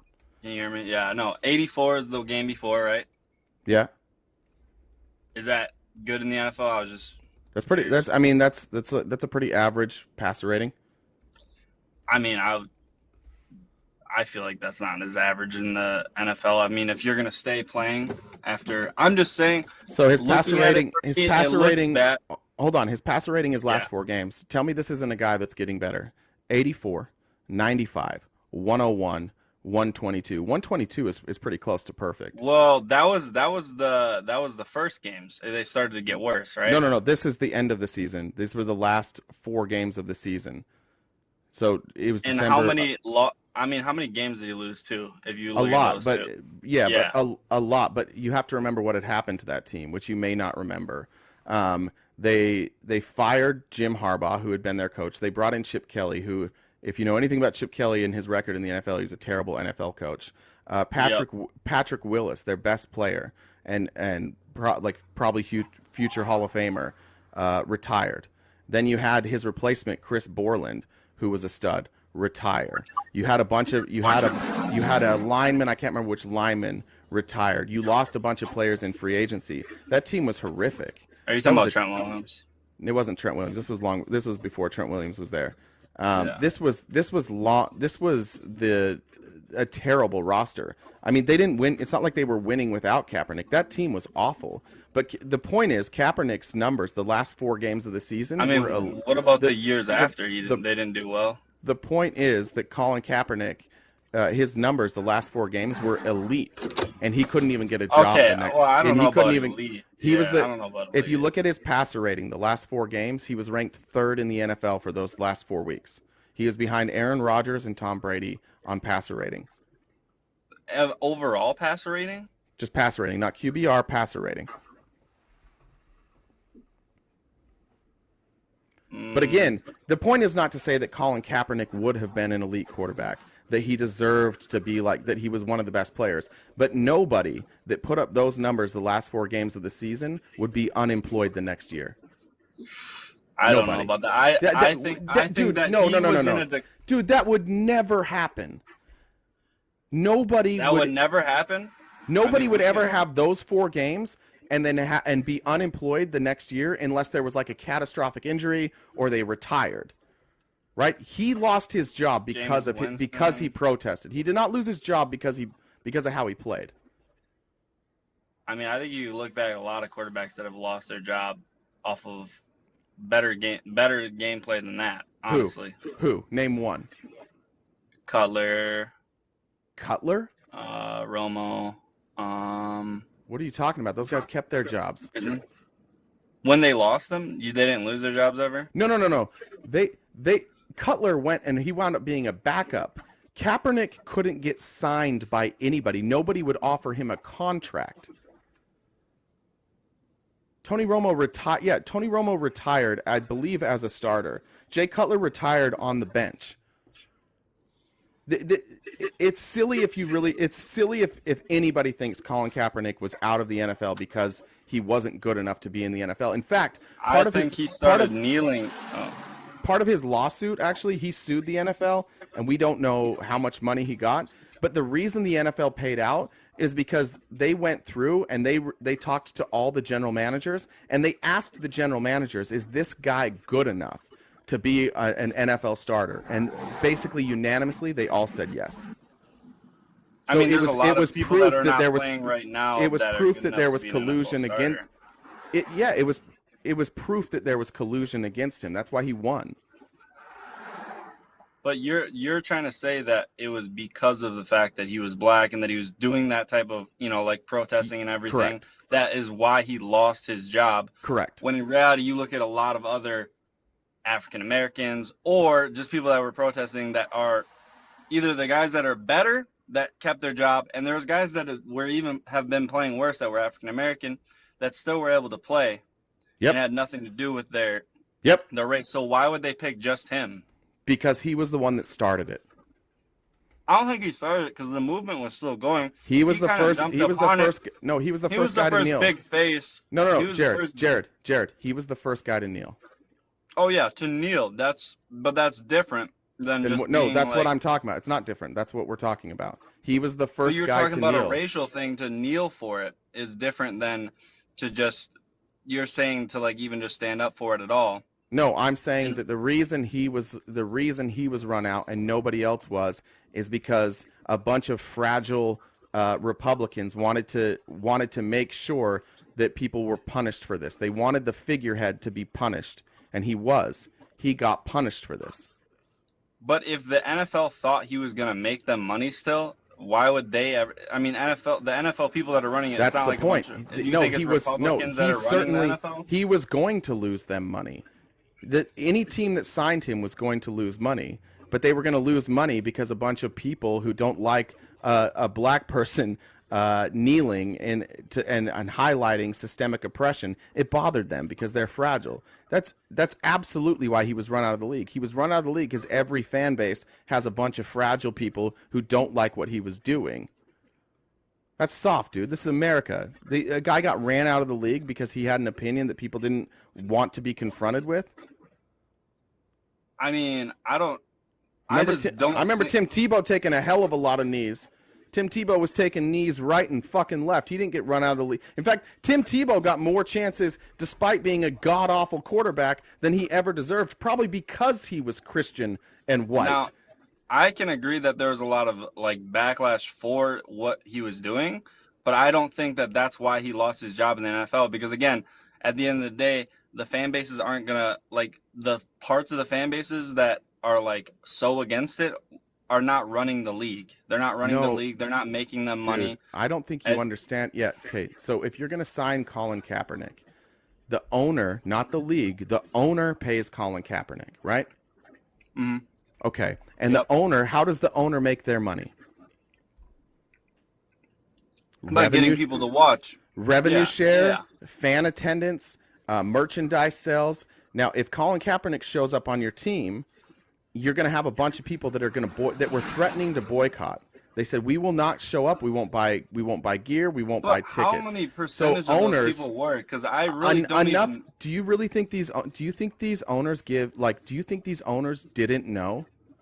You think they did? You don't think they weighed that? You think that they're like, oh no, we'll just let them go. It's just going to be 8 people. No, they knew. These guys want to make money. They knew exactly how much that would hurt their bottom line. That's all they care about, and that's what I'm saying. Exactly. But the percentages of people that were like getting all mad about that are not even the percentages in the NFL watching the NFL. A lot of these guys that are doing it, they just wanted to have an opinion about it. You're just saying stuff that you don't know.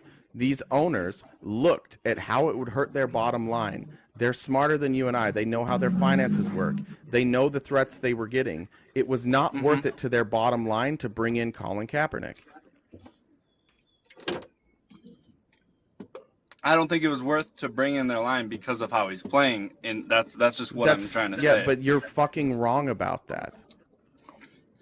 There were quarterbacks that were in the league at that same. There's probably 15 teams that had quarterbacks that were starting that were worse than Colin Kaepernick. Okay, At but least how many 15. of them? How many of them had not been in the league as long, and they had to give them a chance because they drafted those certain guys? Not that many. You know what I'm saying? They're gonna Not give that them many. a couple years. How many years had he been in the league? You know what I'm saying? And Like when he was 6. doing really good, if he had done it like the year before, or when he was like a little more relevant in the league at all, I think He was still relevant in the league. I just showed you the statistics at the end of the year. He was playing as good as anybody in the league.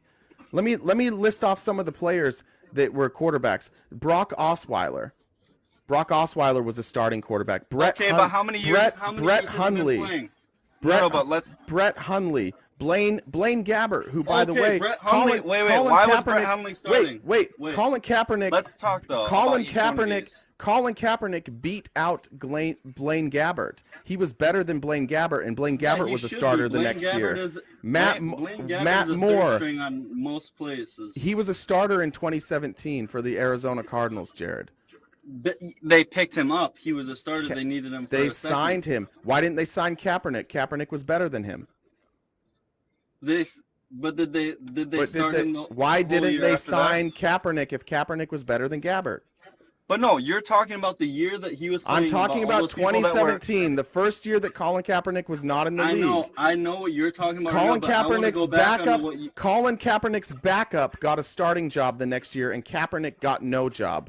Dude, this is silly. No, I want to talk about the quarterbacks you're talking about that are way better, or that were way worse than him starting in the same year, right? Blaine. You're Gabbert. talking about Brett Hundley. No, we're talking about Gabbert was not Blaine starting about- Gabbert.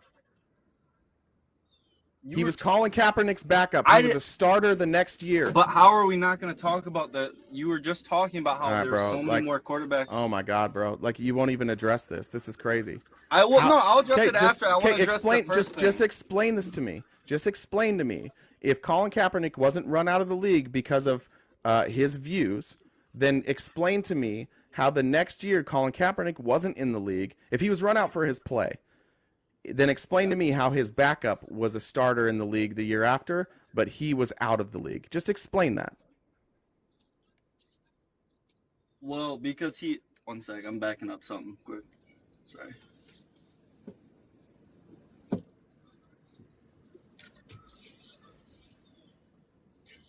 The Cardinals weren't like gonna start him, right? Did they move on really quick after that? Was he a bridge quarterback or was he a starter He quarterback? sucked. He was there day one. He was a their- bridge quarterback, was he not? He was their starter. Yeah, he was a bridge quarterback. So Doesn't that they matter. could- Why bring in a worse quarterback? Why not bring in Colin Kaepernick? Because it's cheaper. It wasn't cheaper. Colin Kaepernick had 0 offers. How is it not cheaper? You don't think He had 0. Colin Do you Kaepernick think got Kaepernick would Kaepernick not had 0 offers. 0. Blaine Gabbert had other offers. Blaine Gabbert had multiple offers. Colin Kaepernick had 0. Do you think you said for the Cardinals? You're talking about 2017. That's what you want to talk about, right? I want you to tell me how somebody's if your claim is that Colin Kaepernick wasn't good enough, then explain why his backup was. His backup wasn't good enough. He only. But why started did for his that backup year get a as contract bridge quarterback? So then that, why who did they his draft after that? So then why did his backup get a contract? Who did they get? Why did his backup get a contract and he didn't? Why did he get a Arizona contract wanted as a worse bridge quarterback? How much do you think Good. Kaepernick would have Jared, wanted shut up. after Jared, that? shut up. Jared, you can answer my question, or I got to go to the next person. Explain to me why Blaine Gabbert, Colin Kaepernick's backup, got a job and a contract, and Colin Kaepernick did not get a job or a contract. I just told you why. Because he was cheaper. to be a bridge quarterback for the Cardinals. Wait, they didn't need him. Colin Kaepernick didn't get an offer. How do you know what They didn't think Blaine Gabbert was going to be. But why not? So you think the Arizona Cardinals just chose a worse quarterback because they wanted a worse quarterback? They wanted a cheaper guy so that they could get. Colin Kaepernick was. Did they get after that? Did Colin they get Kaepernick had after that? Colin Kaepernick had no negotiating power. They could have got him for whatever price they wanted because he had no offers. This is the thing: the mental gymnastics you're willing to go through. The mental. Prices? Shut up. The mental No, gymnastics. The don't mental be rude gymnastics. about me The mental saying. gymnastics that you're willing to go through to not admit that this was based on the league saying no, Colin Kaepernick and Colin Because I watch Kaepernick. football. I watch football too, which is why I know I was so a much. Packers fan. Which I is- remember when he which used to is kick why- our ass. And I He was really yeah, good. he beat your team's ass. He set records against your He team. did for years. He Yeah, set a he like did in the 200-yard playoffs. He rushing did. Record, right? And again, the audacity that you have, despite all the GMs who know more than me and you, the people responsible for running teams, they all agree with me. They all agree with me that the So reason after he that wasn't. injury and everything. They all agree with me. So why are you smarter than them? You're not. You're defending something because I'm guessing you don't want to admit that like a big portion of our country didn't like Kaepernick because he was a black man speaking out about Oh, black I issues. think a big portion of our country did. I'm not saying a big portion of the NFL fans did. They just tried to make it about that when they don't even watch football. All right, dude. This is boring. I'm going to let you go. See ya. That was too stupid to keep going. That conversation was going nowhere. What I got 20 minutes left. We'll jump in. Yeah, the eating was driving me nuts. That's probably what it was. I got 20 more minutes. Sorry to all my friends who do not like sports. I'm not trying to necessarily make this about sports, but sometimes statistics are important, so I apologize. Band Pioneer, I see you like we're mutual friends. I'd imagine you weren't opposition, so I'll bring in who was that I just brought in? I can't remember. Someone. I've not heard from Miss Julie today. I'll reach out to her. Stick Derula. What's up? Oh, I'm sorry, man. I did not try to get in. I was just listening. Oh, okay. But keep doing what. Oh, shit. Sorry about that. Thank you. I did not mean to cut you off that quickly. My finger was too close to the screen. Kim Kells. W guessed. That's right. W for that guess. I did not mean to cut that guest off. I apologize. I was hovering over the button and I hit it. All right, no there with Kim Kells. Did I clear it? Gary, you're also mutuals. I'd imagine we're not. You can let me know. Gary. Oh yeah, Gary was my dad. I remember Gary. All right, Gary. You may have. I remember now. Hi, Dad. Hello, son. What's up? How are you? Life's good. How are you? Life is amazing. Pardon my Good. hair. I just took my hat off. Looks lovely. How are you? I'm good. That was so frustrating. Listen to Jared. Unbelievable. Anybody that thinks that Colin Kaepernick wasn't re-signed or nobody else picked him up, if they don't believe that it wasn't a racial thing, then they're absolutely have zero critical thinking. Obviously, because he stood up for his race of people by kneeling because some cop kneeled on some guy's neck and killed him. It's amazing how one kneel was more looked frowned upon than the other kneel. And we obviously know about the poor gentleman that died from that cop kneeling on his neck. And it's amazing that Mr. Kaepernick, an absolute great athlete, was shunned because he took a knee. I do want to say just real quick, like that, those weren't related. So the Chauvin, that was like in 2019 or 2020. This was in 2016. Kaepernick's was more, it wasn't necessarily a response to a specific thing, but the one thing he specifically talked about was Tamir Rice. So just to get that one right, like the Derek Chauvin thing happened years later. Yeah. No, not Derek Chauvin. Chauvin was the one that knelt on George Floyd's neck. Oh, right. That happened years later. I just want to make sure we were, yeah. Oh, I'm sorry. I apologize then. But anyways, regardless, it's amazing that people can't see that Mr. Kaepernick was shunned because he took a kneel during an anthem, which, to be honest, the anthems at sporting events doesn't even make sense. Like there's so many athletes, especially different sports like hockey games. Like 90% of the athletes aren't even United Statesians, but they sing the national anthem. Why don't they play the anthem at Les Miserables? Why don't they play the anthems at the theater? Why is it such a nationalistic thing of the anthems anyways? Well, there's kind of a history there. It started in the 40s, specifically with World War II. You had a lot of professional athletes that wound up going to war and coming back. So it was kind of like that's how it started. It was kind of like as a show of appreciation, which is great. Right. I have no problem with that. But yeah, you're right. It's not something that necessarily has to be there. Well, that's it. And again, to take a stand for his people, for all people, and to not want to re-sign him for that is absolutely disgusting and racist. There's no doubt about it. And that's all I wanted to say to you, sir, is just I appreciate it. It was frustrating listening to Jared not understand, and he couldn't answer your questions because you were right. And it's that simplistic. And it's amazing how people can't apply critical thinking and go, maybe my son is making a good point here. Right? Thanks, Dad. And that's the simplicity of it. So keep up the good work, son. I'm proud of you. All right. Thanks, Dad. See ya. Bye. For any of you who are new, that's not actually my dad. My birth father's name is Gary. He does not acknowledge my existence, so that's what that was. I did see somebody say earlier they were a 49ers fan and that the Broncos and the Seahawks offered Colin Kaepernick a contract. That's not true. The contract that was offered to Colin Kaepernick from the Broncos happened in 2016 when Colin Kaepernick was still a member of the 49ers, and it was as part of like potential trade discussions. But Colin Kaepernick, in his contract, he was able to reject a trade if he wanted to. And the Broncos at the time were offering a backup role, and I think it was like $7 million over 2 years. It wasn't a contract that was on par with what Colin Kaepernick was worth, so he rejected the trade. But after 2016, after he became a free agent, he was never offered a contract by anybody. Seattle worked him out. Baltimore worked him out. He was never offered a contract at any point after the 2016 season. So I just want to be clear on that story about the Broncos, again, right-wing media will just lie to you. They'll tell you that that's what happened. It's not what happened. He rejected a trade in the 2016 season. Let's see. Is anybody, I see Fee Navajo Jones and B Schamberger. Is anybody in the box opposition? I have 10 more minutes.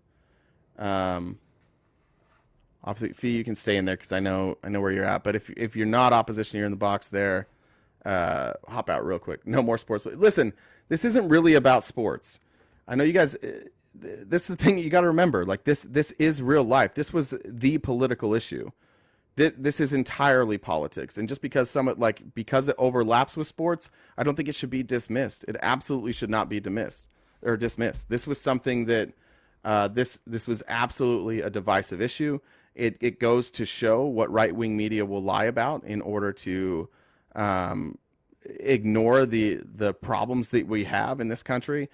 It'll go to show how they will smear somebody, specifically a black man who's standing up for the rights of other black people. This is not about sports. It's not about sports at all. It's about this issue. All right.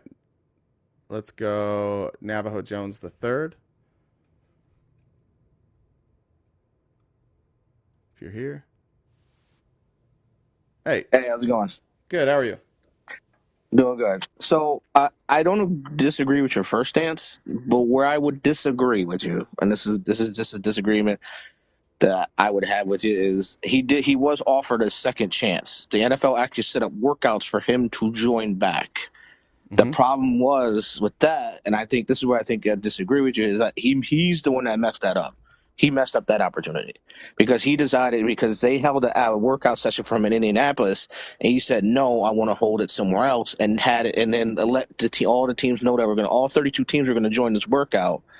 And then he told them like 2 days in advance that he's going to move the workout to a location he wanted to have it at. Yeah, so he didn't feel like that was going to provide him a legitimate process. Yes. So I agree with you on your stance. I 100% will never. I've been talking about it for years how they blackballed him. 100%. But do you know why he didn't want to do that? Not really. All I know is that he didn't want to do it, and then Yeah, so I they all wanted I did was him. shake my head about that. They wanted him to sign a liability waiver nobody else had ever signed before. And part of that liability waiver would address like some employment related issues. It basically would protect the NFL from him suing them on certain things. Colin Kaepernick didn't want the NFL to be able to create a workout where he didn't think he was going to get a fair shot and require him to sign things that nobody else had signed. I don't think it's fair to ask Colin Kaepernick to sign a liability waiver that they've never asked anybody to sign before. They were protecting themselves. I fully believe that Kaepernick was right, that the only reason the NFL was even scheduling that workout was to absolve themselves publicly and perhaps like legally from any sort of repercussions from Colin Kaepernick. They were trying to use Colin Kaepernick and this workout as their way to show like, hey, we had nothing to do with this. So Colin Kaepernick, all he did was move the venue. He said he went to a different place. He sent memos out to everybody. If anybody was interested, they could have went and watched him work out. But again, the NFL was asking him to sign something they'd never asked anybody. They had never once asked anybody else to sign. I agree. I think the only thing I would disagree in is that second part, right? So it's like, okay, they didn't ask him that he didn't want to sign the paperwork, and that's great, right? And I'm not disagreeing with Kaepernick at all. They also wouldn't let the media come in and film it. So Kaepernick wanted to make sure that he got a fair shake. Yes, and that's what I think. That's why he didn't sign it, because it was going to be a private workout, and he didn't want it to be. So that's what I was under the impression that's the reason why he didn't mess it up, and I felt as if he was wrong for that. Like you should have just did it, because then it would have proved further. If you still didn't get signed after that, it would have proved even more that the NFL was out to get you, and I feel like the NFL was out to get him. Yeah, but like, what's the point? Like to prove something, to prove to who? If they weren't allowed to film it, right? If the media wasn't allowed to film it, and then Kaepernick went through that workout and he went unsigned, he would come out and he would say, I played great and nobody signed me. And the NFL, most people wouldn't speak, but the defense by everybody on the right, everybody that was opposing would be like, well, they all watched him play. You think that they really wouldn't sign him if he wasn't good? That would have been like, it set the NFL owners, it set right wingers specifically up. It set the NFL up as an organization to say, we gave him a chance, but they're not going to show you the workout. They're not going to show, like Kaepernick believed he would look good. And if you don't show that workout, then you just have to believe that the reason he went unsigned was because he didn't perform. Colin Kaepernick wanted to say like, hey, this is like, if you really want to do this, let the people see it. That's transparency. I'm not going to criticize Kaepernick for not kowtowing to the NFL while the NFL wants to protect their owners. The owners definitely didn't want to sign him, and they definitely wanted protection. And this gave them the opportunity to have that protection. Oh yeah, I agree with you, because even Jerry Jones was actually publicly vocal about no interest in him whatsoever, and so was I think the only team that actually was not publicly interested in it, or there was two teams that actually came out and said that they would work him out if they had to. I think Baltimore Ravens was one of them, and the Jacksonville Jaguars at the time was the only two teams that were openly like, yeah, we'll try him out. Yeah, and then didn't. Yeah. So it's like, so I do agree with you. I just feel as he has to take at least some responsibility for the second chance he got. I understand what it looks like. I understand what it looks like through his eyes, and if I was in his shoes, I probably would have did the same thing. But then I would have to say, I'm choosing to do this, and I wouldn't put blame on the NFL. I would say I'm choosing to do this for my reasons. I just feel like it's kind of unfair that if they're willing to say, hey, we're going to send up this waiver, it's going to be private. They're doing everything they can to get you back in. Everything they can is to say, come do a workout and we'll film it and you don't have to sign a waiver. They're doing literally the least. They're doing literally the least amount possible. By the way, this is in 2019. Yeah, but this is after they already paid him. He's been out of the league for 3 years at this time. They're not doing everything they can. They are trying to use him and use this workout to protect their image. I'd put zero blame on Colin Kaepernick for that. I think it's interesting that like you're defending the very people who blackballed him and kept him out of the league, and who it turns out like they've basically admitted it, which is why he was able to sue them. Yes, I know. Again, that's what I said. That's what I was saying. That's why I agree with you, because the lawsuit, they paid him out because they did it. Yeah. Right. And then So they paid him out because they did it, and then they paid him out prior to the second workout chance. So it's like, to me, it's like they already admitted that they effed you up. They already admitted they effed you over, Yeah. right? They already And then admitted to it. and then they tried to stage an event where they could look good, and he didn't allow them to stage an event to try and clean their own image. There's nothing wrong with that. Again, there's nothing wrong with that and to me, there's nothing wrong with that on either part. What he did was nothing wrong, and I feel like what they did was nothing wrong, because who in their right mind? No, they did like, do something wrong. Wait, no, they did do something wrong. They absolutely did do something wrong.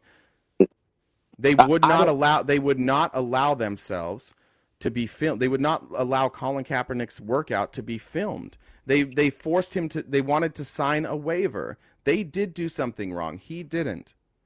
Okay, so again, this is where I would disagree. Is I don't think the NFL was doing something. Again, paying him money, saying, "Okay, we blackballed you. All these owners blackballed you. We're wrong.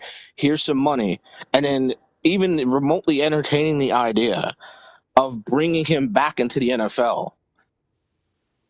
Like, to me, I don't see anything wrong with what they did, because even the fact that they even remotely entertained it was You understand as a business owner, like I can't fathom, like, if I just paid somebody out like a grievance or a severance package, and then they wanted to come back, and I'd be like, why would you want to come back?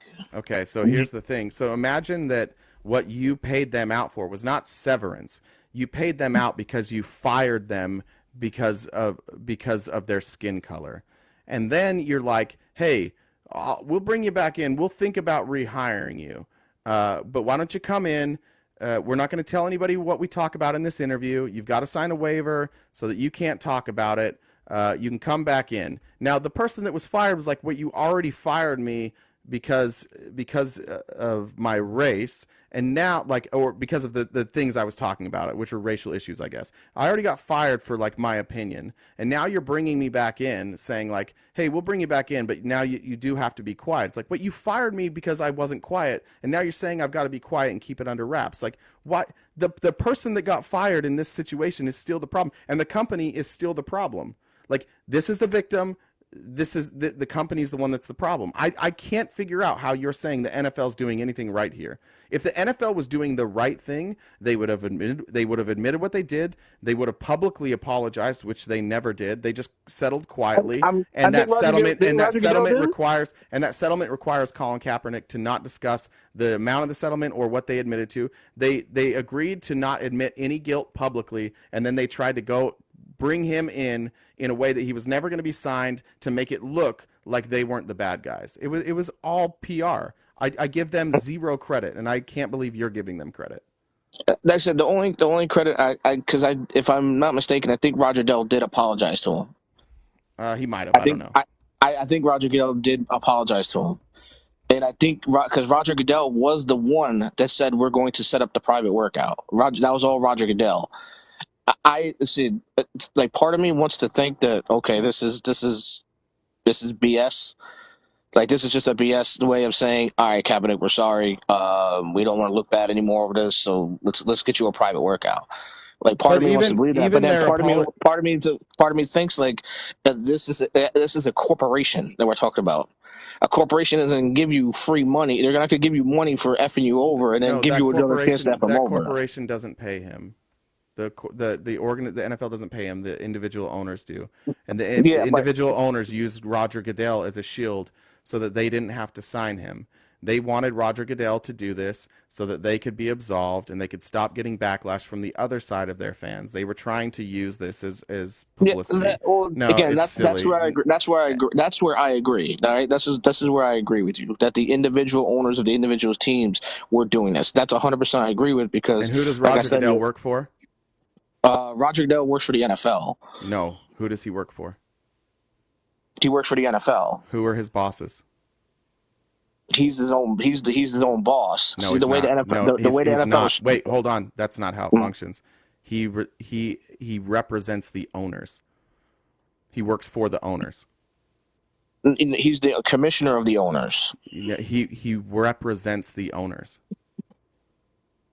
See, It's his job. I don't agree with that stance. I don't care if you agree with that stance or not. That's his job. Each individual owner is the owner of their own team. They come to a collective agreement in which Roger Goodell sees over the collective agreement. And he is the commissioner, and he does what they say. Not necessarily true, because if that was the case, then Bob Kraft wouldn't have got what he got for cheating in the Super Bowl. He didn't get in trouble for cheating in the Super Bowl. It was a different game, but the other owners wanted him to be punished. If the other owners didn't want Bob Kraft to be punished, he wouldn't have been.